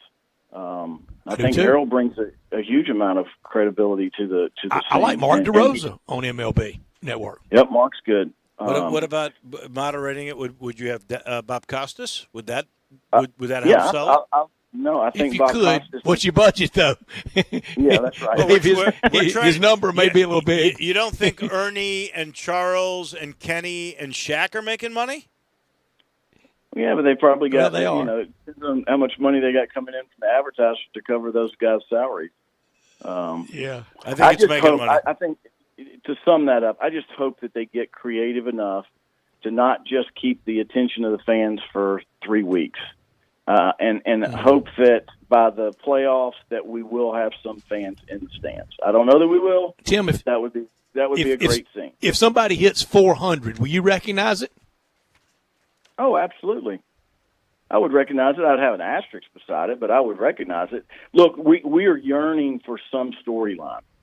So if someone's hitting 400, they should prop that up. And look, we're going to have a lot of stories because this is going to be so unique. Like I told you before, I've talked to Mookie about it.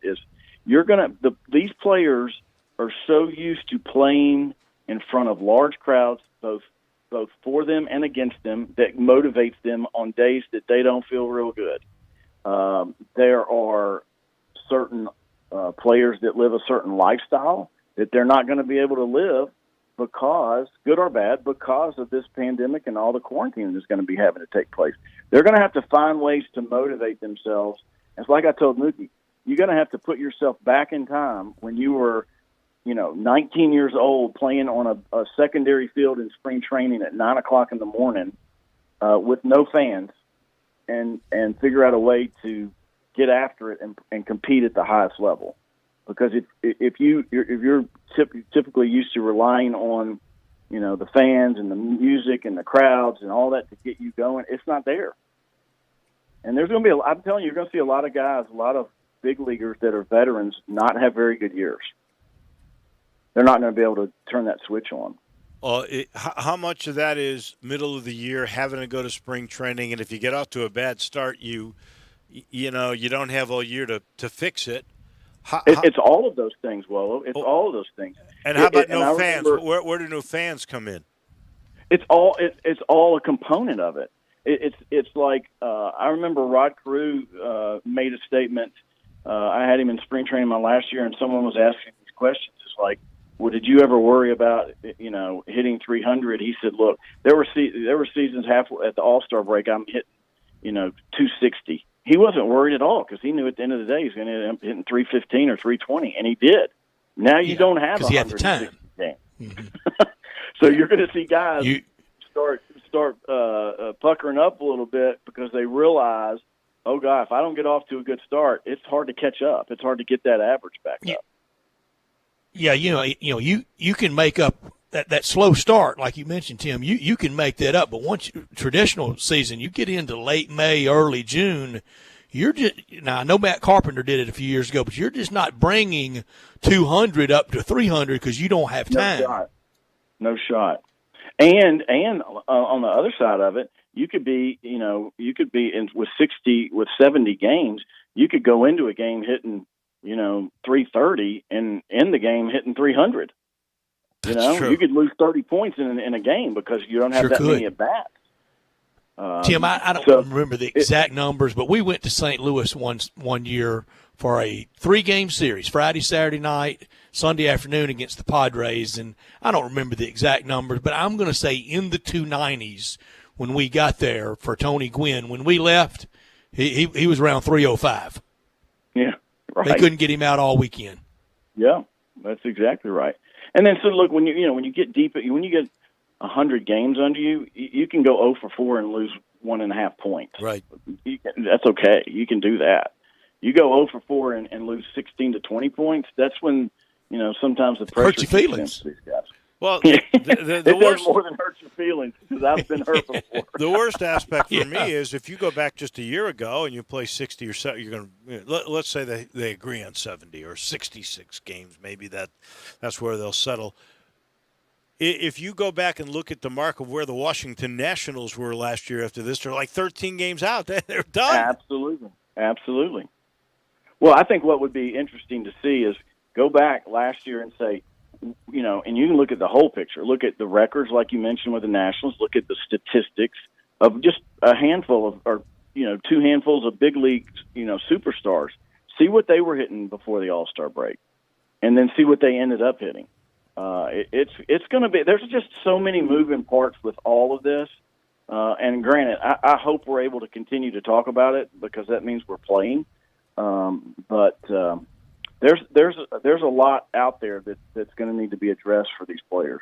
I could see how you could put asterisks on the regular season. Once you get to the World Series, you know what? You had to win as many games as anybody else, actually more, because we're expanding. And so I think that holds up. I don't put an asterisk on the World Series winner. No, I don't either. But here's one thing that I will tell you, and I hope that as we move forward over the next 2 or 3 years, that we start balancing out all the sabermetrics and the managers that have true baseball gut feelings about who to put in the lineup or whatever. Because this season, there's no analytics that's going to help you through this because we've never been here before. That's right. You're going to need a feel guy, FEEL guy. That's right. I'm predicting that maybe the Dodgers win because they're more talented, but I'm predicting that the team that wins it is going to have a balance, a viable, very visible balance of going with the manager's gut and maybe Dusty Baker. Maybe Dusty Baker could be. Well, they're not going to be in the playoffs. I think they're banned, aren't they? Not banned. They're not banned. No. They should be, but they're not. They should but certainly ostracized. They're the ones that are the biggest beneficiaries because they would have had to go on the road, and there would have been 81 games where they would have been ridiculed. They might have been ridiculed in their own ballpark. At times they would have been. But by the way, as we end this segment on a happy note, say happy birthday, boys, to Lou Brock, 81 years old today. Wow. Boy, he was so much fun to watch. He was my favorite. Gosh. He and Ernie Banks, my favorites, till he switched. Super dynamic. Till he went from the great blue to the nasty red. Nobody's saying anything but me. Thank you, guys. We're not commenting. No, I know. Thank you, Tim. Thank you, Tim. We'll talk to you next week. Look forward to it. We could have a deal. I think we'll have a deal by next week. So you want to? I'm going to give both of you a chance to say you agree this is going to happen now. I'm giving you both Monday by 3. I'm good. Okay. I'm good. Okay. Because it ain't going to happen. Make it easy on yourself. It's going to happen over the weekend, no doubt in my mind. Do you know roofing is an essential emergency service? Sadly, most of us don't realize it until the damage starts affecting the inside of your home and you're going, see those spots on my ceiling? Oh, no, I'm going to have to paint that and fix the roof. Please don't wait till the problem gets bad. Call now to my guy, Brian Elder Roofing Solutions, 867-0303. That's 867-0303 for Brian Elder Roofing Solutions. Insurance companies know your roofing is an essential service. When you need services, the best place to go is a guy who has a no-questions-asked warranty, who uses technology to get the best and latest equipment out there to help you out. You know, they love to say they can measure your roof from outer space. Really, they stand by that quote, and they fix your home perfectly. This is somebody that you can trust with one of your most valuable assets. So make the phone ring, get a free consultation, call 901-867-0303. That's Brian Elder Roofing Solutions. Back in a minute, we put a wrap on hour number 2 of Sports Time on Sports 56 with Wallow and Stats. We are Sports 56 WHBQ. Listen to us daily on AM 560, 96.1 FM, or 87.7 FM. I'm here with the great Pat Donahue from the Rendezvous Restaurant Shipping Department. Thanks, Brett. We've been shipping our ribs all over the country now for decades from our USDA-inspected shipping kitchen in the Pinch District. We hand-cook our ribs in pits that Mr. Charlie built over charcoal, just like they do at the restaurant. So what comes in a rib box? We could do pork shoulder, we could do ribs, our sauce, seasoning, baked beans, coleslaw. We'll even throw in Pancho's cheese dip with our nacho boxes. We also put a bag of Rendezvous seasoned popcorn, heating instructions, some chef hats, some wet naps, and some other helpful tips from our kitchen. We ship our ribs overnight, exclusively FedEx. And we put them in nice packaging. We don't ever want to use styrofoam, so we use corrugated cardboard, actually 2 boxes that fit nice together, so the ribs get to you, your loved ones, or your clients in a safe, wholesome manner. Rendezvous ribs are perfect for out-of-town clients, customers, loved ones. We also ship ribs for any occasion. Where do we order these great ribs? You can go to www.hogsfly.com or give us a call at 1-888-464-7359. Charlie Burgos' Rendezvous Restaurant in the alley since 1948. Looking for a great place to deposit your money? Try First Bank. Competitive CD rates, a money market that moves with Wall Street prime and interest-bearing checking account options. Not to mention their friendly bankers who make decisions locally. To find out more, stop by one of First Bank's 3 local branches. 6482 Poplar Avenue, just east of International Paper. 8398 Highway 64 across from Wolf Chase. And 6280 Highway 64 in Oakland. Or visit firstbankonline.com. Member FDIC. Anyone who builds, remodels, or repairs for a living, we know the way you work has changed. That's why Lowe's is committing today to build new ways to keep you working tomorrow. We are proud to introduce the new Lowe's for Pros job site, powered by Stream, an augmented video chat tool so you can be there for your customers without actually being there. And the cost to use? Try it free through October 31st at lowesforpros.com/proloyalty. Just one of the reasons why Lowe's is the new home for pros. Services subject to Stream terms. Lowe's loyalty membership required. More terms apply. At Advance Auto Parts, we take the guesswork out of your oil change so you can get to work. Our experts will help you find the right oil, the right filter, at the right price every day. Get 5 quarts of full synthetic Mobil 1, Valvoline, Castrol Edge, or Pennzoil Platinum with a qualifying premium oil filter for $33.99. Plus, get a free remote control car with purchase of 5 quarts of Mobil 1 after rebate. Advance your auto at Advance Auto Parts and participating CarQuest locations. See store for details. Now, more of Sports Time on Sports 56 with Wallow and Stats. This hour of Sports Time is brought to you by Homer Skelton Hyundai. Here once again are Dave Woloshin and Brad Norsworthy.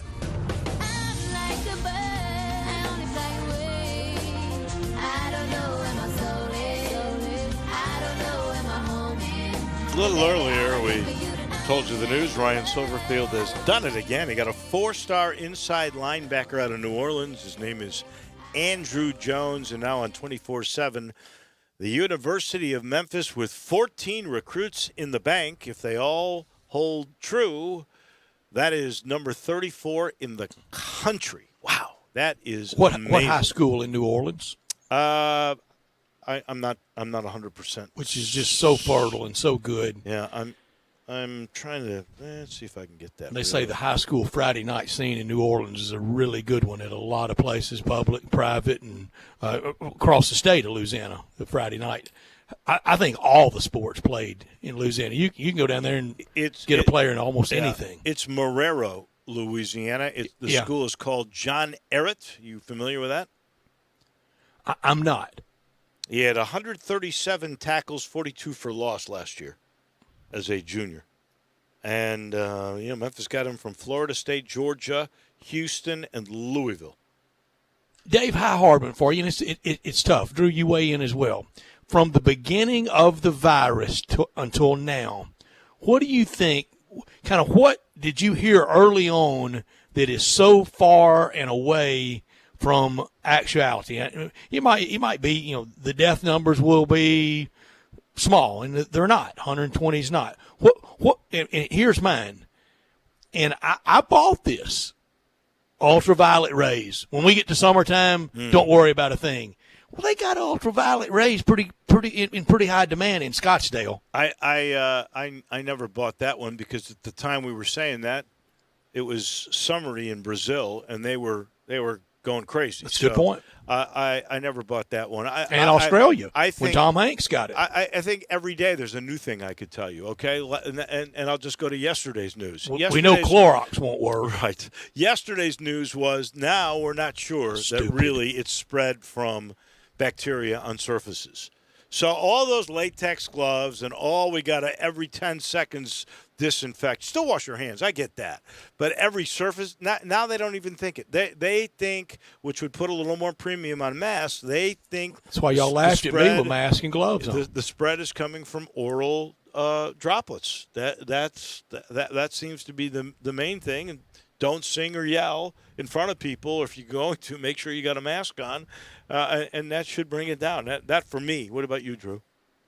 There's a whole list of things. I mean, especially when this whole thing started back in February or early March, but the debate of the mask itself, now it's being ordained that we have to wear one in public here in the city of Memphis. Now it's to where almost at the beginning fight-worthy it was you have to wear it. Then in the middle, well, it doesn't do anything. It doesn't protect you. It doesn't stop the spread. Right. And to now it does. So I don't know, mask or no mask. You're right. Those are all crazy things. Remind me, maybe at 5:30 we'll do another little hard one. Antonio Anderson was interviewed yesterday for the U of M gig, and replacing Mike Miller on Penny's staff. He's a great player. He's one of my all-time favorites. Really is. And I love the guy. And he's been a high school coach for 3 years now. He's won state. But what do you think are really the requirements that role should have? Because, some people are thinking Trey Draper, who's been working down at IMG for a couple of years, another former Tiger, but a legacy in the history through his grandfather, that he should be up there. We'll talk about that a little bit later. I'll let you know. This portion of the show brought to you by my friends at Dinstall's. And this week, it's time to say thanks, Dad. Through Dinstall's, Father's Day, Sunday. Remember that special day with his favorite from Dinstall's. Not sure what to get him? Dinstall's has Cashew Crunch, Pecan Brittle, and Peanut Brittle. A trio of butter brittles that'll make him smile. You'll love the special price just in time for Father's Day. So you can get that trio. Cashew Crunch, Peanut Brittle, Pecan Brittle, which is, that will put a smile, I promise, on his face. There's also chocolate-covered strawberries. They're back, as well as the grapes and the pineapples. Don't ever forget the turtlettes. That's really my second favorite thing now. Or chocolate-covered nuts, all covered in Dinstall's famous rich milk or dark chocolate. Stop by Dinstall's for Dad today. Get him his favorite at Laurelwood, Germantown, Collierville, and Pleasant View. By the way, extended hours this weekend include even open on Sunday if you have an oops and forget. They're open 12 to 4. Dinstall's making Father's Day sweet for over 118 years. We take a break. When we come back. Dick Girardi from Philly and from betonline.com. We're going to talk Belmont, and he is next.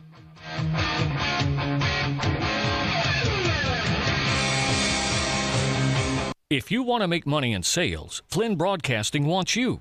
If you can sell, Flynn Broadcasting has a great career waiting for you. If you can sell, we have great benefits, salary, commission, sales leads, and a great place to work. If you can sell, let us know today. Send your resume to jobs@flynn.com. Can everyone sell? No. But if you can, Flynn Broadcasting wants you. Apply today at jobs@flynn.com. Start your great career today at jobs@flynn.com. Flynn Broadcasting wants you. This is Eli Savoy from Sports 56 Middays. Join Greg and me as we hit the road again. That's right, we've been locked up too long, so we'll head to Frontier Western Store on Goodman Road in Olive Branch this Friday from 10 to 1. Come join us as we'll have all types of prizes and giveaways, as well as lunch catered by Moe's Southwest Grill. What a great place to get that special gift for a special dad with Father's Day on Sunday. We'll see you Friday from 10 to 1 at Frontier Western Store, 5880 Goodman Road in Olive Branch, as we hit the road again. Is your wife asking you to stop eating junk food? Well, we have you covered at Humdinger's. It's quick and it's healthy, and most important, it tastes amazing. With many choices from salmon salad to rainbow trout and grilled asparagus. Come visit us for lunch at Humdinger's, 6300 Poplar Avenue. So good, Coach Penny eats with us weekly. Don't forget, Humdinger's offers full-service catering for weddings, social events, or your corporate lunches. You can call 901-260-8292 to find out more. We are Sports 56 WHBQ Memphis, WIVG-FM Tunica Memphis, and WPG-FLP Memphis. Flynn Broadcasting Stations. Welcome back to Sports Time on Sports 56 with Wallo and Stats. This hour of Sports Time is brought to you by DeSoto Auto Sales. Here once again are Dave Woloshin and Brett Norsworthy. Final hour on this Thursday afternoon, and we will visit and we will talk the Belmont with Dick Girardi, longtime columnist for the Philadelphia Inquirer. He's now with betonline.com, and we look forward to visiting with him about the Belmont on Saturday and talk about his streak of the races that he's attended, all the Triple Crown races. It goes way back, but first I got to tell you about the title sponsor of this hour, and that's DeSoto Auto Sales down on Goodman Road, 5704 Goodman Road, 662-890-7184. Come on down to DeSoto County for that town and country experience at DeSoto Auto Sales. You can check them out online at DeSotoAutoSales.com. You will be treated like family by kind, courteous employees, laid-back atmosphere, down-home environment, no high-pressure sales, but they care about your time and want you to enjoy the ultimate car experience. You walk in within 45 minutes, test drive your car, credit approved, paperwork completed, and you're gone in your new car in less than an hour. In time to do it over your busy lunch hour or immediately after work. Every make, every model at DeSoto Auto Sales. If it's not on the lot, they'll go out and find it for you. No shortcuts taken, and you'll be treated like family at DeSoto Auto Sales at 5704 Goodman Road. Check out all the happy referrals at DeSotoAutoSales.com. 662-890-7184. DeSoto Auto Sales, that town and country experience down in DeSoto County. Dick Girardi joins us now. We've talked through the years about the Triple Crown races with him. Dick, one thing about it this year, we talked about this yesterday in teasing you joining us today, 10 horses in the Belmont, only 10 horses on planet Earth can win the Triple Crown this year. Exactly right. Yeah, and everything's backward, right? The last race is first. The longest race is now the shortest, but it's kind of how our lives have been since mid-March. Everything's kind of backward. It is crazy. 'Tis the Law, which I believe is coming out of the 8-hole, is the vast favorite in this thing. It was 3-2. Now it is 6-5. And I don't even know if I'm getting this right. Sol Volante is next at 9-2. I did see this. Only 3 of the last 15 Belmont winners. Of course, this is when it's a long race, and it's after you've gone through the Kentucky Derby and the Preakness, so it's a whole different circumstance. But only 3 times in the last 15 years has a favorite won. Tis the Law seems like what a setup. He's won at this particular venue. He's won at Belmont Park.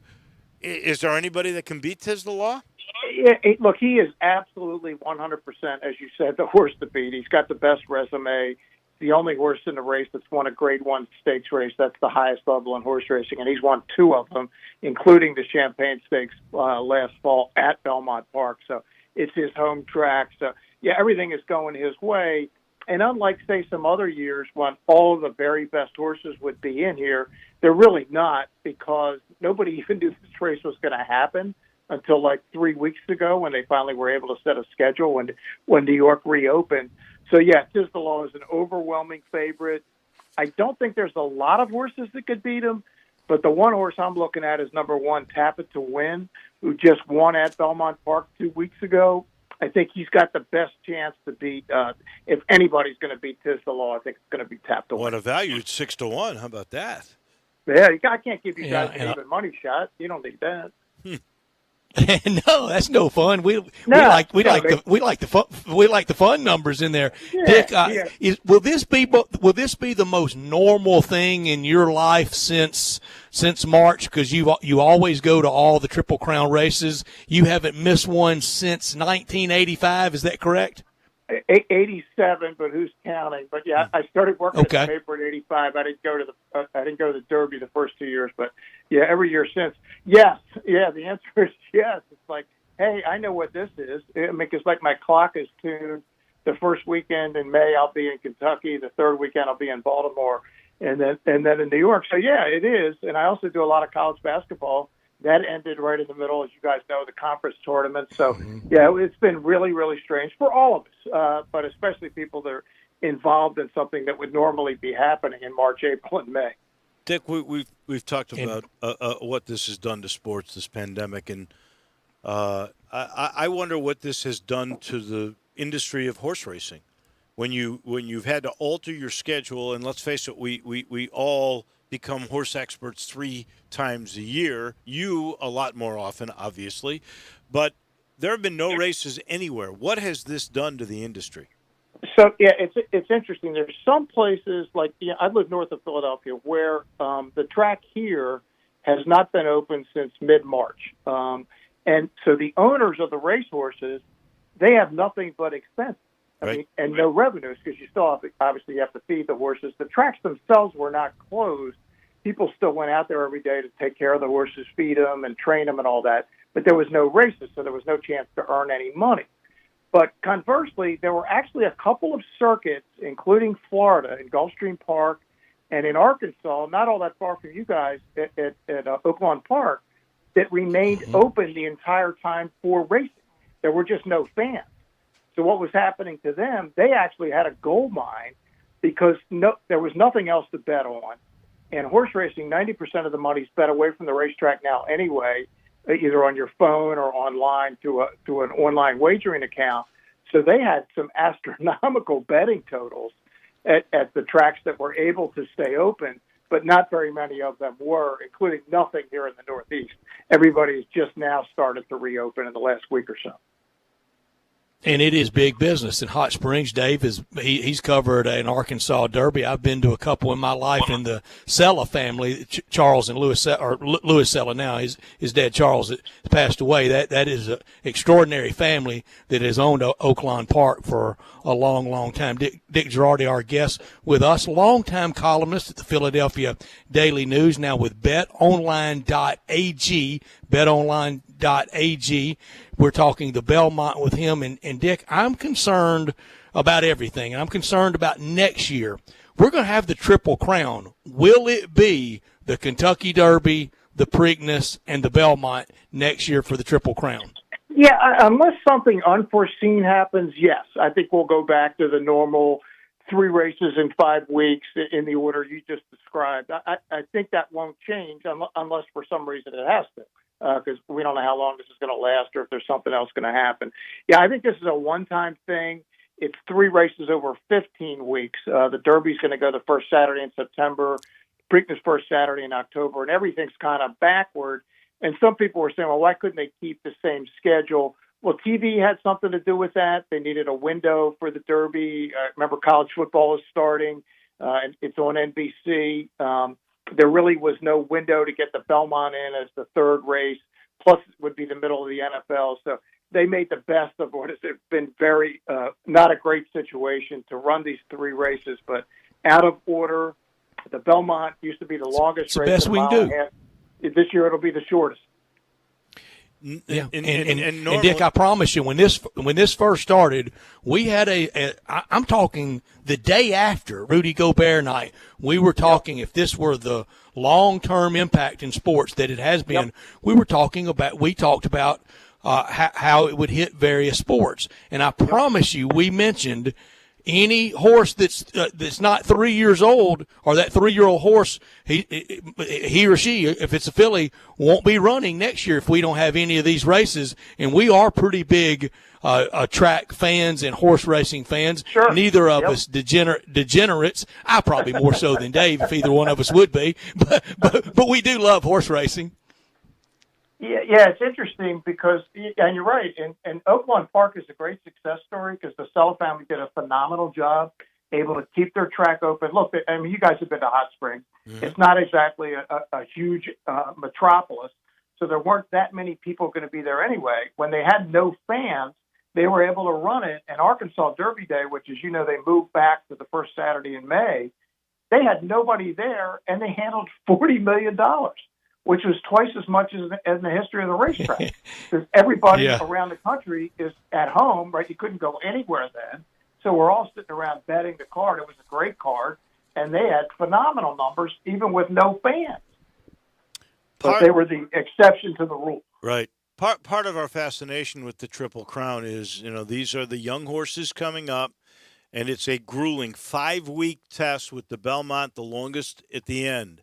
This is 15 weeks. How different, and obviously you don't have a race the length of the traditional Belmont.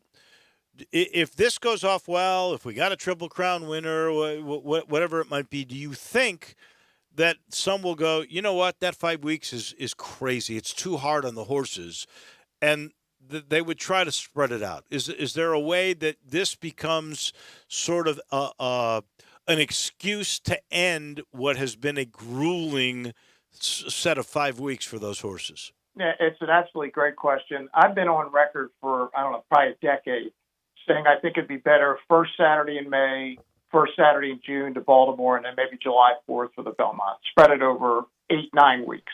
It gives the horses more time between races, which kind of replicates how the sport is played these days. And nobody runs the horse 3 times in 5 weeks in major races anymore. It just doesn't happen, except in the showcase event in the sport. Do I think it's going to change? I don't, and here's why. There's all these people that have this. That's the way it's always been done, and I get that. And TV obviously has a role in this. NBC, they know when the dates are, when they're going to get their best numbers. The Derby's never going to move. That's always going to be the first Saturday in May, except for when it couldn't be like this year. But, yeah, I don't think ultimately it's going to change, but it's an interesting experiment. We're going to see what it looks like spread out this year. But, yeah, do I think it's going to ultimately change? I do not. With the race this Saturday, we will get down to picks in a bit, but for horse racing, have there been any illnesses of horses and any horses with the virus? Not to my knowledge. If there is, they haven't announced it. And what's been fascinating about the racetracks, not only that have been running, and now there's a whole lot more running now, but all the ones that stayed open, and everybody stayed open, they've done a great job of not getting – people have just not gotten sick. You have heard nothing. They've done a tremendous job at all the things we heard about that you're supposed to do to possibly prevent it. Javier Castellano, a jockey who was riding in Florida, he got it, not badly, but he got it, and he stayed away. He just stayed away for a couple of weeks. But other than that, I've heard hardly any problems at all. And as you guys know, there's several hundred people at our racetrack every morning when they're training, the grooms, the trainers, the exercise riders. There's actually far fewer during the races. That's why they were able to pull off the races. I don't know if you guys got a chance, but if you watch some of those races from Oaklawn, when you saw the TV pictures, you saw the jockey, the horse, the trainer, and that's all you saw. That was it. Surreal, yeah. So They Dick, were able to no pull it off. linkage. So no linkage to those deaths at Santa Anita to the virus or anything, anything that may be linked to this, is it? No, that was all either training or racing injuries, and a lot of that had to do with the racetrack that they were running on at Santa Anita. They had an inordinate amount of rain in the winter of 2019, and it was a management error. They should have closed the racetrack sooner than they did. And since then they've done a great job at that track. A lot new protocols. It's down dramatically, but yeah, that didn't have anything to do with the virus. That predated the virus by a good year. We are talking with Dick Girardi from BetOnline.com, a long time with the Philadelphia Inquirer. We're talking horse racing. And I have to ask this question because our producer, Drew Barrett, and Brett Norsworthy, they have really been worried about the mental outlook, the mental health of Maximum Security after the embarrassment since the shame from last year. Is Maximum? I know he finally won a race. Is he okay? Yeah, it's an interesting story. It gets a little complicated, but yeah, Maximum Security. He ended up winning the Haskell last summer at his home track at Monmouth Park. He won another big race, and then he went over to Saudi Arabia, I want to say in February, and won are you ready for this? $20 million race. Woo! He's fine. Yeah, but since then, his trainer has run afoul of the law. Uh-oh. So now he's got a new trainer. He's training with Bob Baffert in California. He hasn't raced since the Saudi Arabia race, but yes, to your question, Maximum Security has recovered Good from life. his disqualification. He didn't know he got DQ'd. It was just the people like me that bet on him that knew. Oh, Dick, I was outraged at it. I mean, you're driving a 1,200-pound animal with 19 around you, and there's a little contact. Please, we're making more contact in the studio right now than that. That was ridiculous. Couldn't agree more. Yeah, I thought it was absurd. Not that I was at all unbiased since I'd actually bet on the horse, but yeah, I'm not a big fan of DQs. But yeah, to your point, the 20-horse field, horses will get impeded in a race like that. That's just going to happen. Oh, and I give horse racing credit because it overcame it. Between what happened at Santa Anita and all the calls with PETA now, and dog tracks are closing everywhere, and then this craziness at Churchill Downs, I worried about horse racing, honestly. Understand? Yeah. And hey, look, we all did. I mean, those of us who have been in it for as long as we have, it was as bad, as dark a moment as we've had.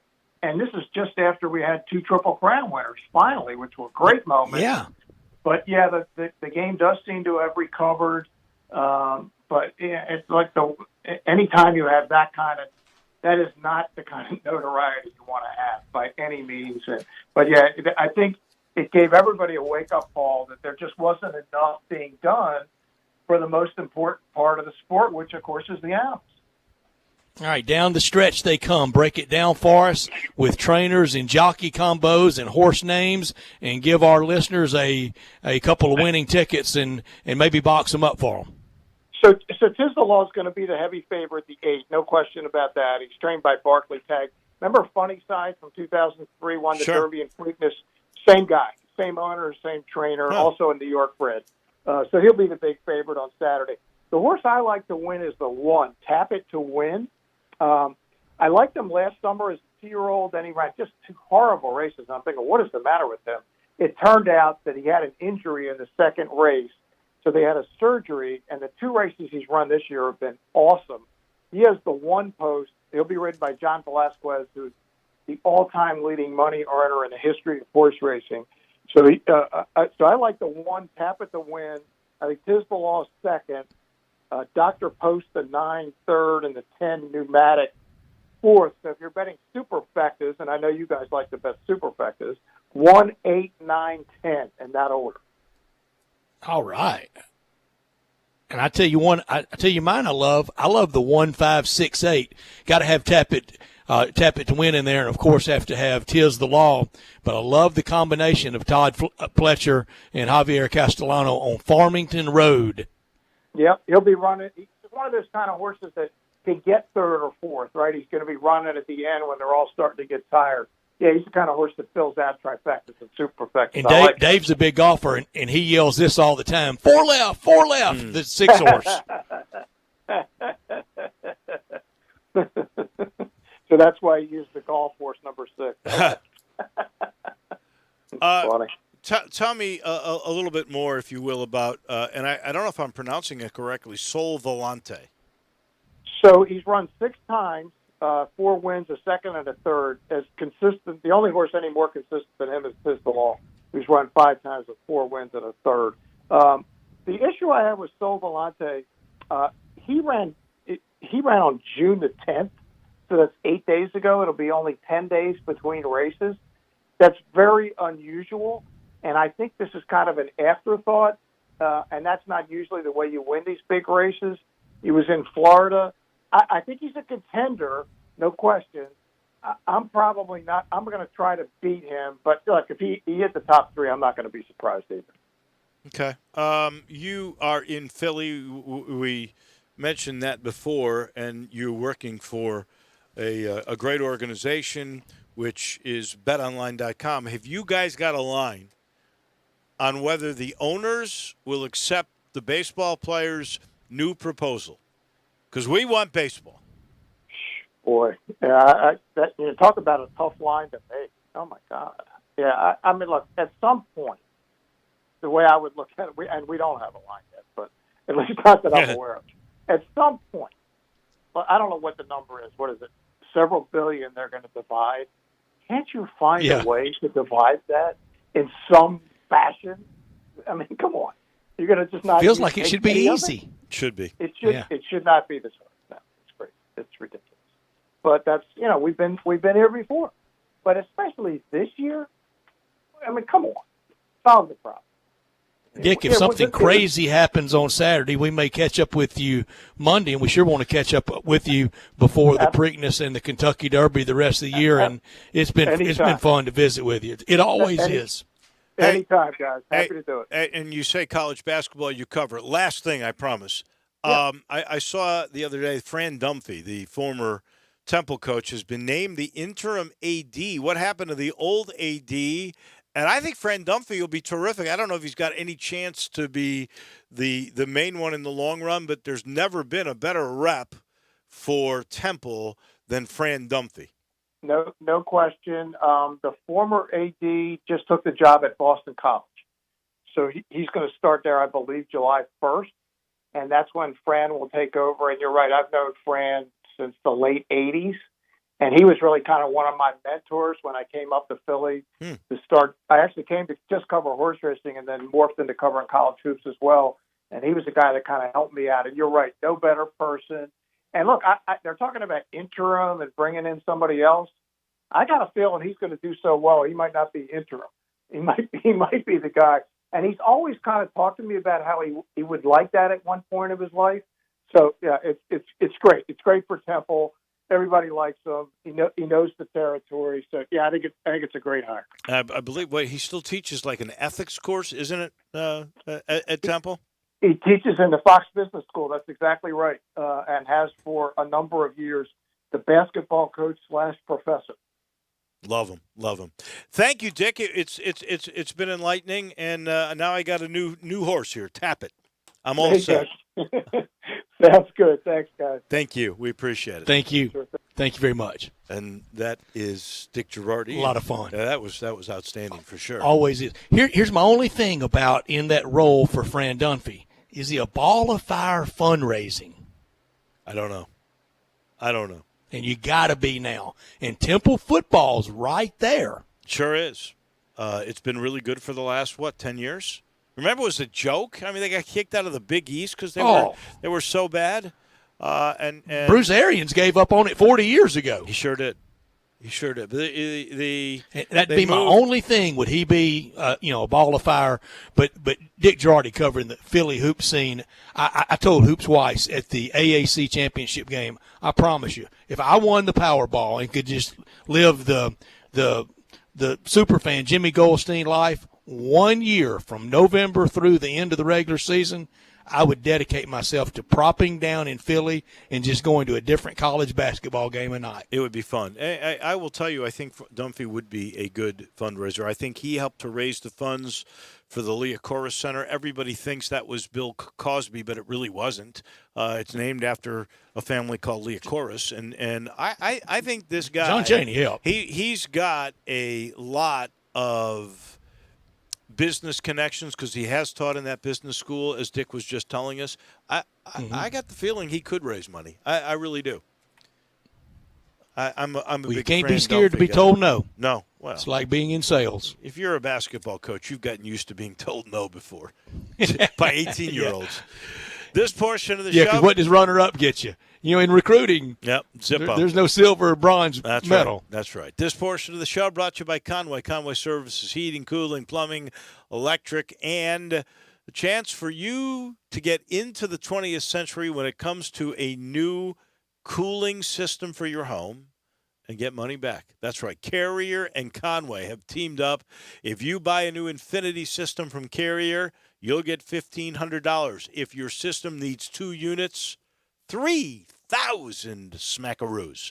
How's that? And there's more. If you'd like, John's going to throw in a thermostat. He's going to throw in a warranty, and it's as low as $139 a month. All you got to do is make the call, 384-3511, Conway Services. Back in a minute. This is Sports Time on Sports 56. R&R on Sports, Saturday mornings, 10 a.m., Sports 56, 87.7, and 96.1. Don't miss us. Oh, my stomach. When you have nausea, heartburn, indigestion, upset stomach, diarrhea. Try new Pepto-Bismol Chews. The same fast relief of Pepto-Bismol, now in a delightful chew. Use as directed. Keep out of reach of children.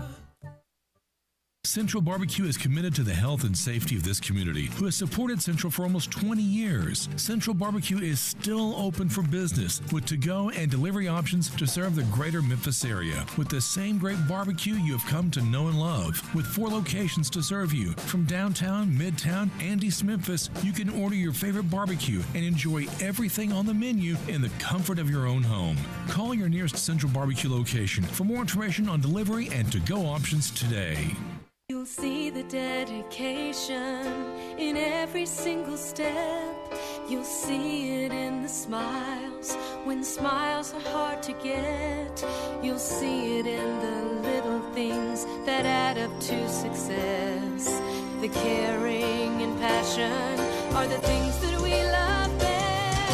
Wolf Chase Limb Brace is your Mid-South provider for orthotics and prosthetics. They are an ABC accredited facility, and their practitioners are ABC certified. At Wolf Chase Limb Brace, their services include artificial limbs, legs and arms, braces of all kinds, and custom molded inserts. You can call them today at 901-507-7821 for their location on Highway 64 in between Germantown Parkway and Appling Road, or visit them at their new location in Jackson, Tennessee. That number is 731-660-5900, or visit them on the web at wolfchaselimbembrace.com. Our life to yours. Wolf Chase Limb and Brace. Hi, it's The Herd. And all week, we've been getting Lowe's dedications from listeners telling us their favorite DIY dad stories. Here's one of my favorites. I was 11 years old. My dad assembled a trampoline overnight in the pouring rain with my grandpa, so I'd be surprised waking up on my birthday. So can't believe they did it. It's one of my favorite memories, getting to play with it with my dad. Listen for more Lowe's dedications or check out the hashtag #DadBuiltThis. DIY dads turn houses into homes, and Lowe's believes home is what unites us.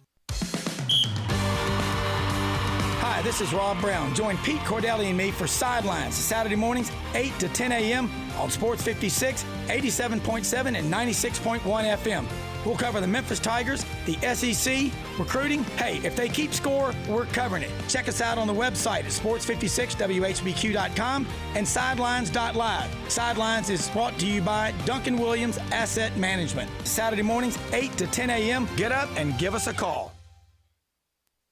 Welcome back to Sports Time on Sports 56 with Wallo and Stats. This hour of Sports Time is brought to you by DeSoto Auto Sales. Here once again are Dave Woloshin and Brett Norsworthy.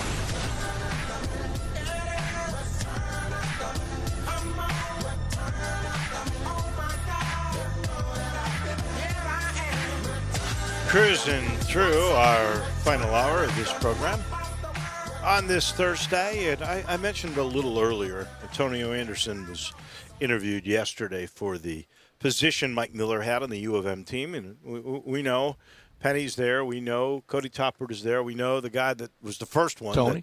that Penny hired, Tony Madlock, is there. So you're trying to fill a position that has been really probably the biggest recruiter. And, I would have to think Antonio Anderson would be a good recruiter. I don't really know. But I know he's only been a high school coach, and he's done that for 3 years, which is a fair amount of time to get experience. But what do you think really the qualification should be for the position that is about to be hired? Do you want somebody who's been around the game more, or particularly the college game more, although Antonio was there as a player? I would like to see the mix. I would like to see the very best of Mike Miller, and I think most of that was recruiting, but you talk about his ability to scout and game plan. And I don't know if Antonio Anderson really fits either side of that, but the final decision maker, it's what Penny Hardaway wants. It's like picking a running mate for running for president. It's one person making that decision, and it's got to please he or she. And the ultimate hire will come down to what Coach Hardaway is most comfortable with. True. I think Antonio Anderson would be a great fit for it because it kind of gives you the same pathway that Penny took. I mean, just doing the high school basketball, ultimately be a little bit of a more traditional path going into the assistant role, but having somebody who's been around high school kids day in and day out, it's a big recruitment tool. You know what is the latest trends. You know what these kids are into because you've been around it, and you know how to talk to them. Well, Antonio, social media savvy. Antonio would fit the bill of the younger guy. No doubt about that. I guess he's younger than Mike Miller, isn't he? Yes, by almost 10 years. Is it really 10 years? Yeah. Wow. Mike was in the NBA when Antonio Anderson. Antonio stepped on campus. Okay. He was done in 08. The only trepidation I have about Antonio, and I love him, I really do. Like I told you before, that's how it ends. He was one of my favorite players. Now, for me, it's you've got a guy in Cody Toppert as an NBA guy. You do have Tony, who is all college. That's all he's ever known. And I'd like to have a guy that's had a little bit more college experience, especially since if we think about this, the original model that Penny wanted was to really be a one-and-done coach. Get the NBA guys in, play an NBA system. Flood the zone. Sell them that you are going to turn them into NBA players, and that's the real attraction to come in here. Look, we got an NBA workout place in the Walton Center. We fly in charters. We stay at the best hotels. You're getting Live the big life. NBA treatment if you come here. Well, now the model may be changing because the G League is going to be involved. They could still even go to a one and done. So those top 30 guys that you've been after may end up being more geographical, regional. Make sure all the Memphis guys stay home. Go after some of the great players, but know that the top 10 are probably not going to go play college basketball. You're going to have to change your model a little bit. Maybe you need somebody that's really more a college guy than you've had before. Just throwing that out. Dave, it's even happening to a degree to John Calipari. There are some long way from the start of the season and for sure a long way before March Madness 2021, but there are some that think Kentucky could lose double-digit games next year and really be down in the standings in the SEC. I sure won't get him in trouble with his fans. They love him. But next spring, that will still be stuck on one since he's been there. It's almost like an addiction at Kentucky, the high they get from two other nights that don't put one thing directly into the trophy case. Signing day and NBA draft day. There was a time we thought here in Memphis that those 2 dates, signing day and draft day, would be big every year under Penny Hardaway, and that's already changed. It could, as you just said, it could be changing everywhere. That may be a new model if indeed the NBA continues, and I think they're going to. I think they're going to go. I'd model after Mick Cronin if I were Coach Hardaway.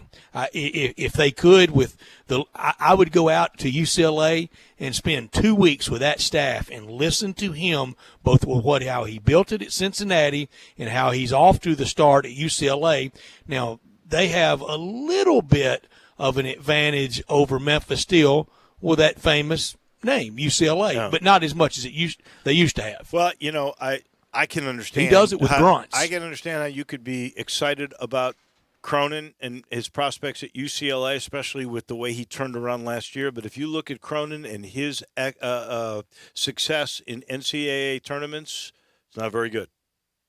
It's lacking. It is when he gets to that ultimate moment, and it shows how tough it is to advance in that darn bracket. But he wins a lot of games every year, and he does it with a mix and a match of a lot of different personalities. I do think this. I think that the G League elite team is here. So I think the NBA is going to use and that. will only grow. They're going to use that to not invoke the one and not take away the one and done. In other words, I think they'll keep the one and done in place, but rate all the good players. They will take the top 10 or 12 guys so that they'll pay them $500,000 a year to the really good ones, maybe $250,000 to the next 5 after the first 5. That's their investment, and then they'll find out whether or not they're going to give 2 years of guaranteed money at big dollars to them in the draft. So and keep the one and done in there for all the other players that they will let the NCAA train and develop, and it'll end up saving them money in the long run. That's what I think they're going to do. So your model has to be, I think, if you're Penny, you're going to lose the top 10 or 12 guys every year, but that means 13 to 100 next are still in play.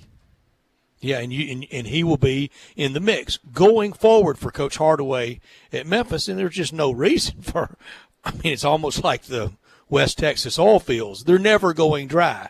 As long as the city of Memphis continues to produce players, he'll get plenty of good players. Well, I think the fact that his shoe is still a very relevant shoe, number 5 all time, is something that tells you people still know who Penny is. And if they bring back Lil Penny like they're talking about, or he has talked about a bunch, then it'd be to his advantage. Be major advantage, and he'll still get those 13 to 100, and he's got to keep the guys here who he's let go. And I don't want to I salute Kermit Davis, but if the Tigers had put as much attention on Matthew Morrell as they did Jalen Green or Greg Brown, they'd have him. Probably the same thing with Chris Moore in West Memphis. Yeah, and I thought for sure Chris Moore was going to go Memphis, and he went Tigers, but it was Auburn Tigers. Now that's another thing, not really new, but will other people be able to come in and have success? Nolan Richardson was the first to really kind of crack that in Memphis and get prominent players out of here, and then Kevin O'Neal got a couple, and a couple others went other places, but I think if he really wants them, he'll keep them. I do too. And I think he's going to lean more in that direction. We'll know with the kid that was going to go to Briarcrest and who's not, was he going to IMG? He is, and now, Dave, with the Ryan Silverfield recruiting news from college football, it's great. You don't care where you get your players as long as you get them, but it will really be the corner turning of historic proportions when he starts keeping Shelby County players instead of losing them to the SEC.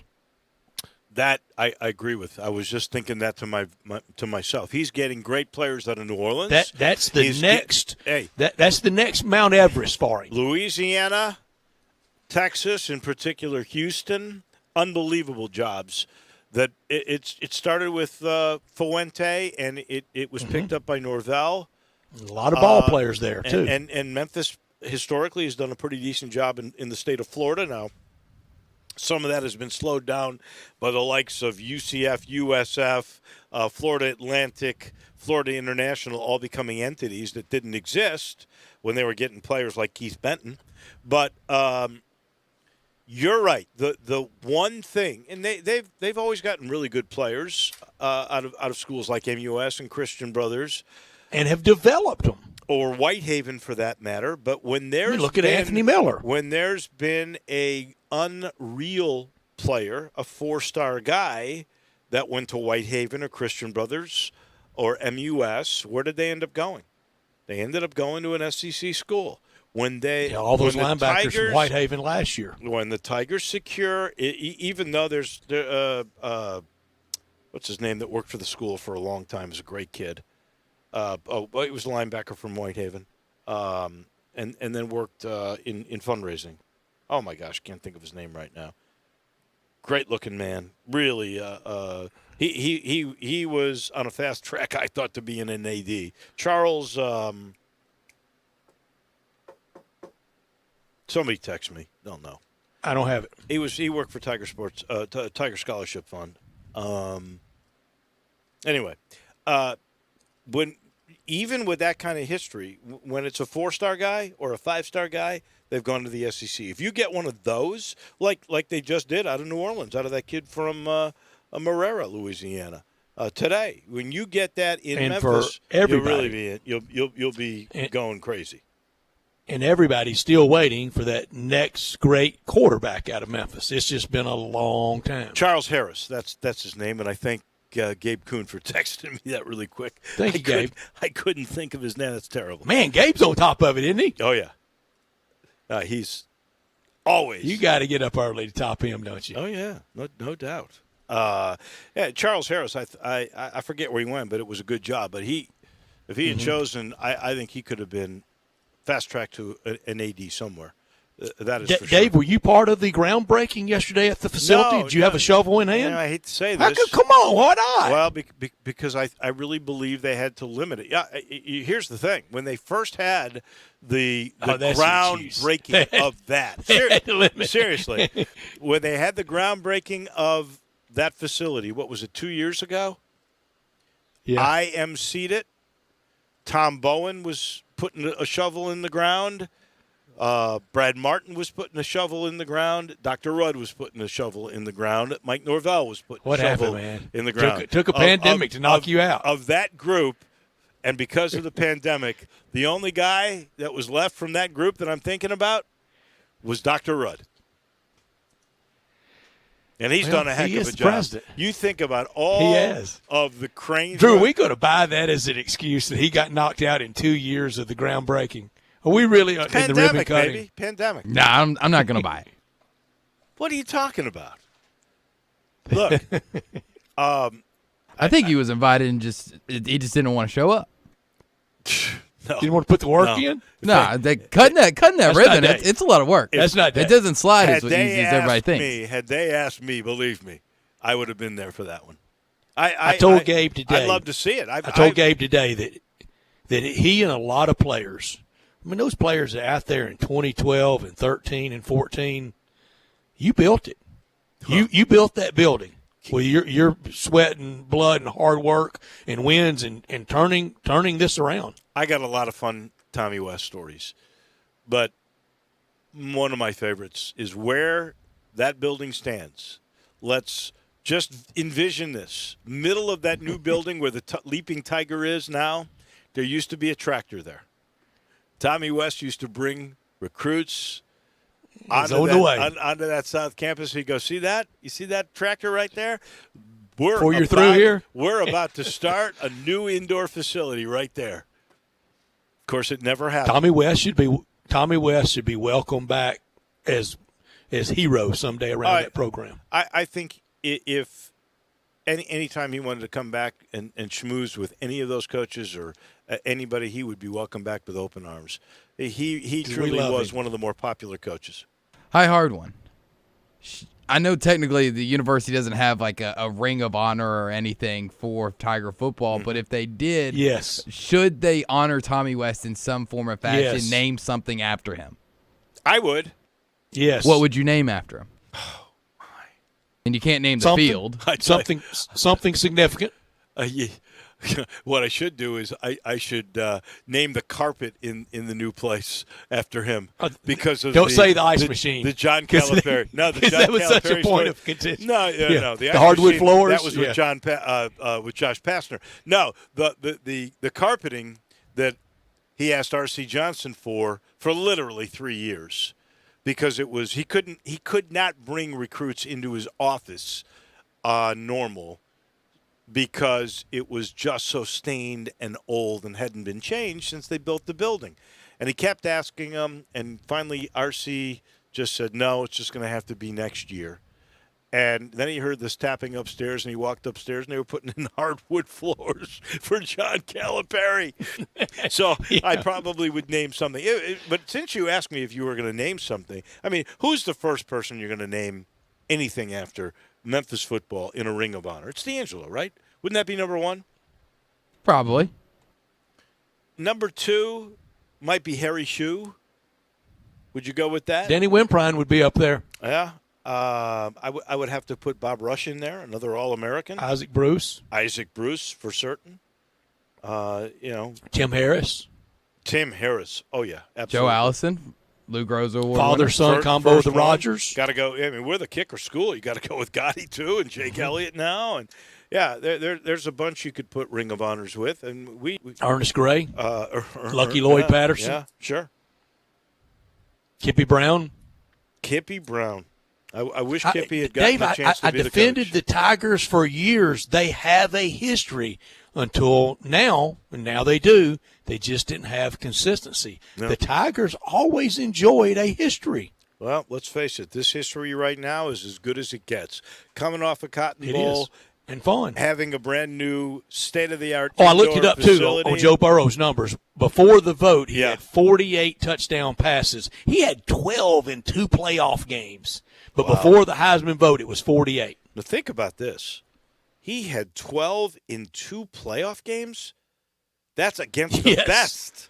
Wow. That right there is worthy of a Heisman Trophy. 12. Vote again. He'd win it again. Yeah. I'd vote him again. There's no doubt about that. This portion of the show brought to you by The Butcher Shop and their $100 family meal for 4. So this is what you get, whether you want to go in or curbside takeout.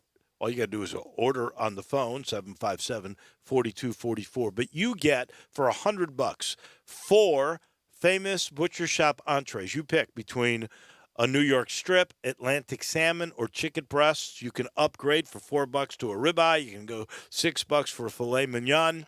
But you get those 4 entrees.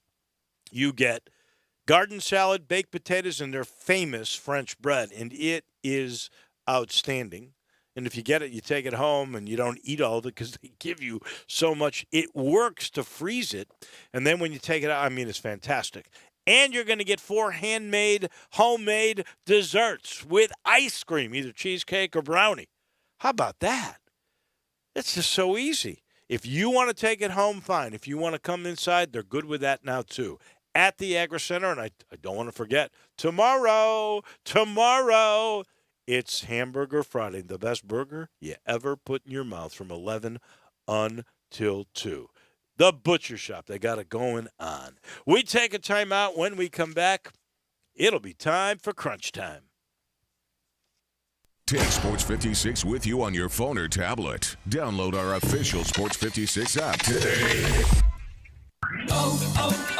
O'Reilly. When you need auto parts, O'ReillyAuto.com is just a few clicks away. We offer convenient options for you to get your parts quickly. Order online and pick up for free at your local O'Reilly Auto Parts store. We'll even bring it out curbside. Or you can have your parts delivered right to your door with free shipping on most orders over $35. Visit O'ReillyAuto.com. O'Reilly Auto Parts. Jay Farner here, CEO of Rocket Mortgage. Making the right financial decisions has never been more important. When you turn to Rocket Mortgage, we can help guide you to those right decisions now when they matter most.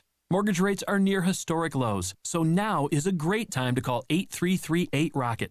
And if you need some extra money, a cash-out refinance could give you that financial boost you're looking for. Call today at 8338-ROCKET or go to rocketmortgage.com to learn more. Call for cost information and conditions. Equal housing lender. Licensed in all 50 states. NMLS number 3030. Hi, I'm Troy Fiveash, owner of Fiveash Roofing. Can anyone explain to me why anyone would care how I measure your roof? We have all heard about measuring your roof from outer space. Well, to be honest, there are aerial pictures that are taken every 4 years that can be used to measure a building, but it's not from outer space. Besides, no one, and I mean no one, can tell you what's wrong with your roof or even if you need one by using pictures that might be 4 years old. If you would rather do business with a family-owned and operated business with a lifelong tie to Memphis that refuses to mislead or use gimmicks, please give me a call. Best products, best warranties, and the best customer service we know how to provide. Fiveash Roofing, proud partner of the Memphis Tigers and the official roofer of the Memphis Tigers home team. Fiveash Roofing, fair, honest, and ethical. 367-0050 or memphisroofer.com. 367-0050 or memphisroofer.com. Fiveash Roofing, it's what we do. We're here for you.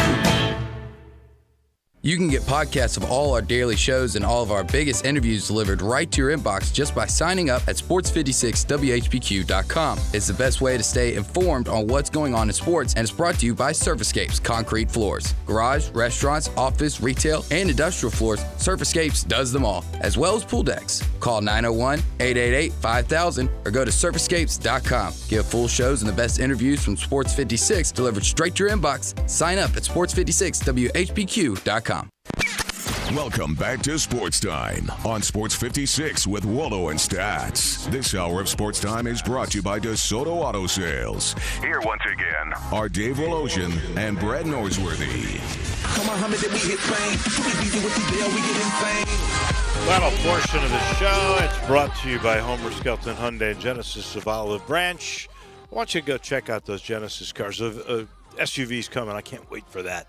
But check out the G70, the G80, the G90. See where they have taken this luxury to a new level with safety and with performance and with durability. And I want you to realize any Hyundai that you get from Homer Skelton or any Genesis from Genesis of Olive Branch, you are getting a 10-year, 100,000-mile limited powertrain warranty on every new car. And I love to say, I think Chris True and all his gang that have been together for years and years and years at this dealership, well, they've set the bar. They always come up with ways to make it more feasible for you to get brand new technology like their unreal Hyundais and Genesis cars. 0% financing right now for 84 months. You never pay the note of interest on your car. I'm telling you, that's the beginning. And then on some select models, 120 days to make the first payment. You don't have to make the first payment for 4 months. If you're just getting back to work from being unemployed because of the pandemic, this may go a long way for you. Homer Skelton Hyundai and Genesis of Olive Branch, doing things the right way. It's time for Crunch Time. Go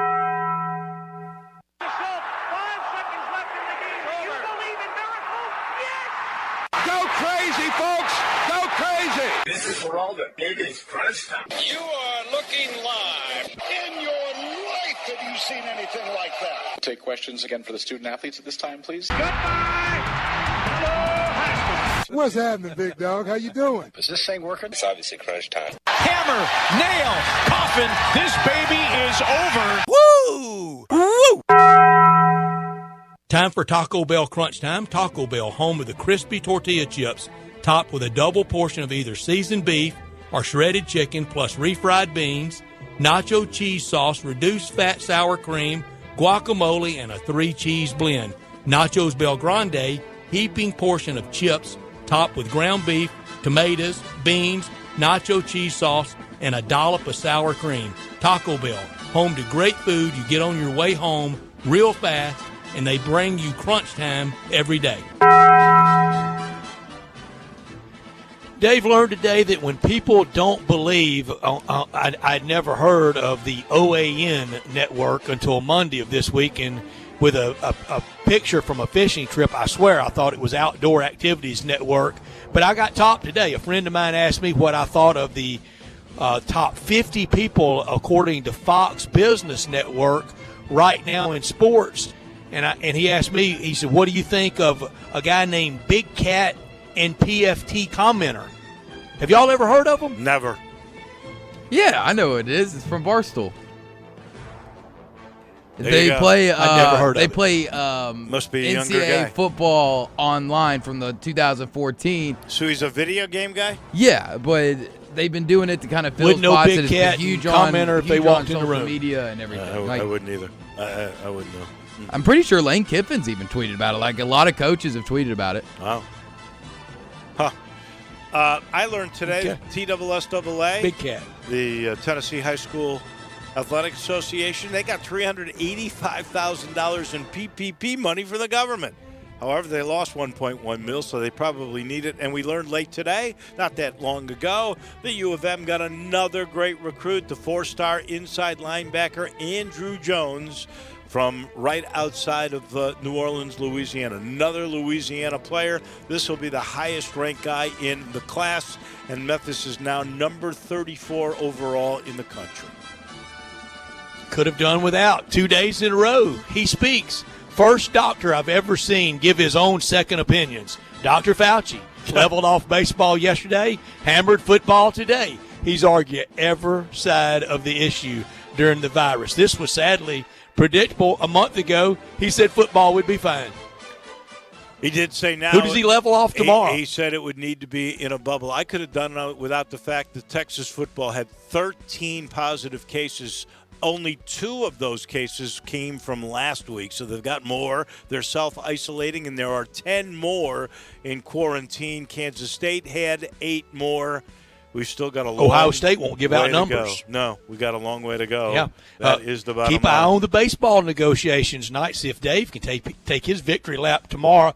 Very sad news about Memphis in May or even in the rescheduled October on the heels of the Southern Heritage Classic. Something will be next. It will be sad, whatever that might be. No doubt. We want to thank Randy Blevins and Elliot Perry and Tim Doolin and Dick Girardi on Bet Online. Tomorrow, Paul Rogers on the Belmont, Bruce Marshall. We got the whole cast of characters. It'll be a lot of fun. Same time, same place. Have a great night, everybody. Do you get into bed and find your mind still going? If so, try ZzzQuil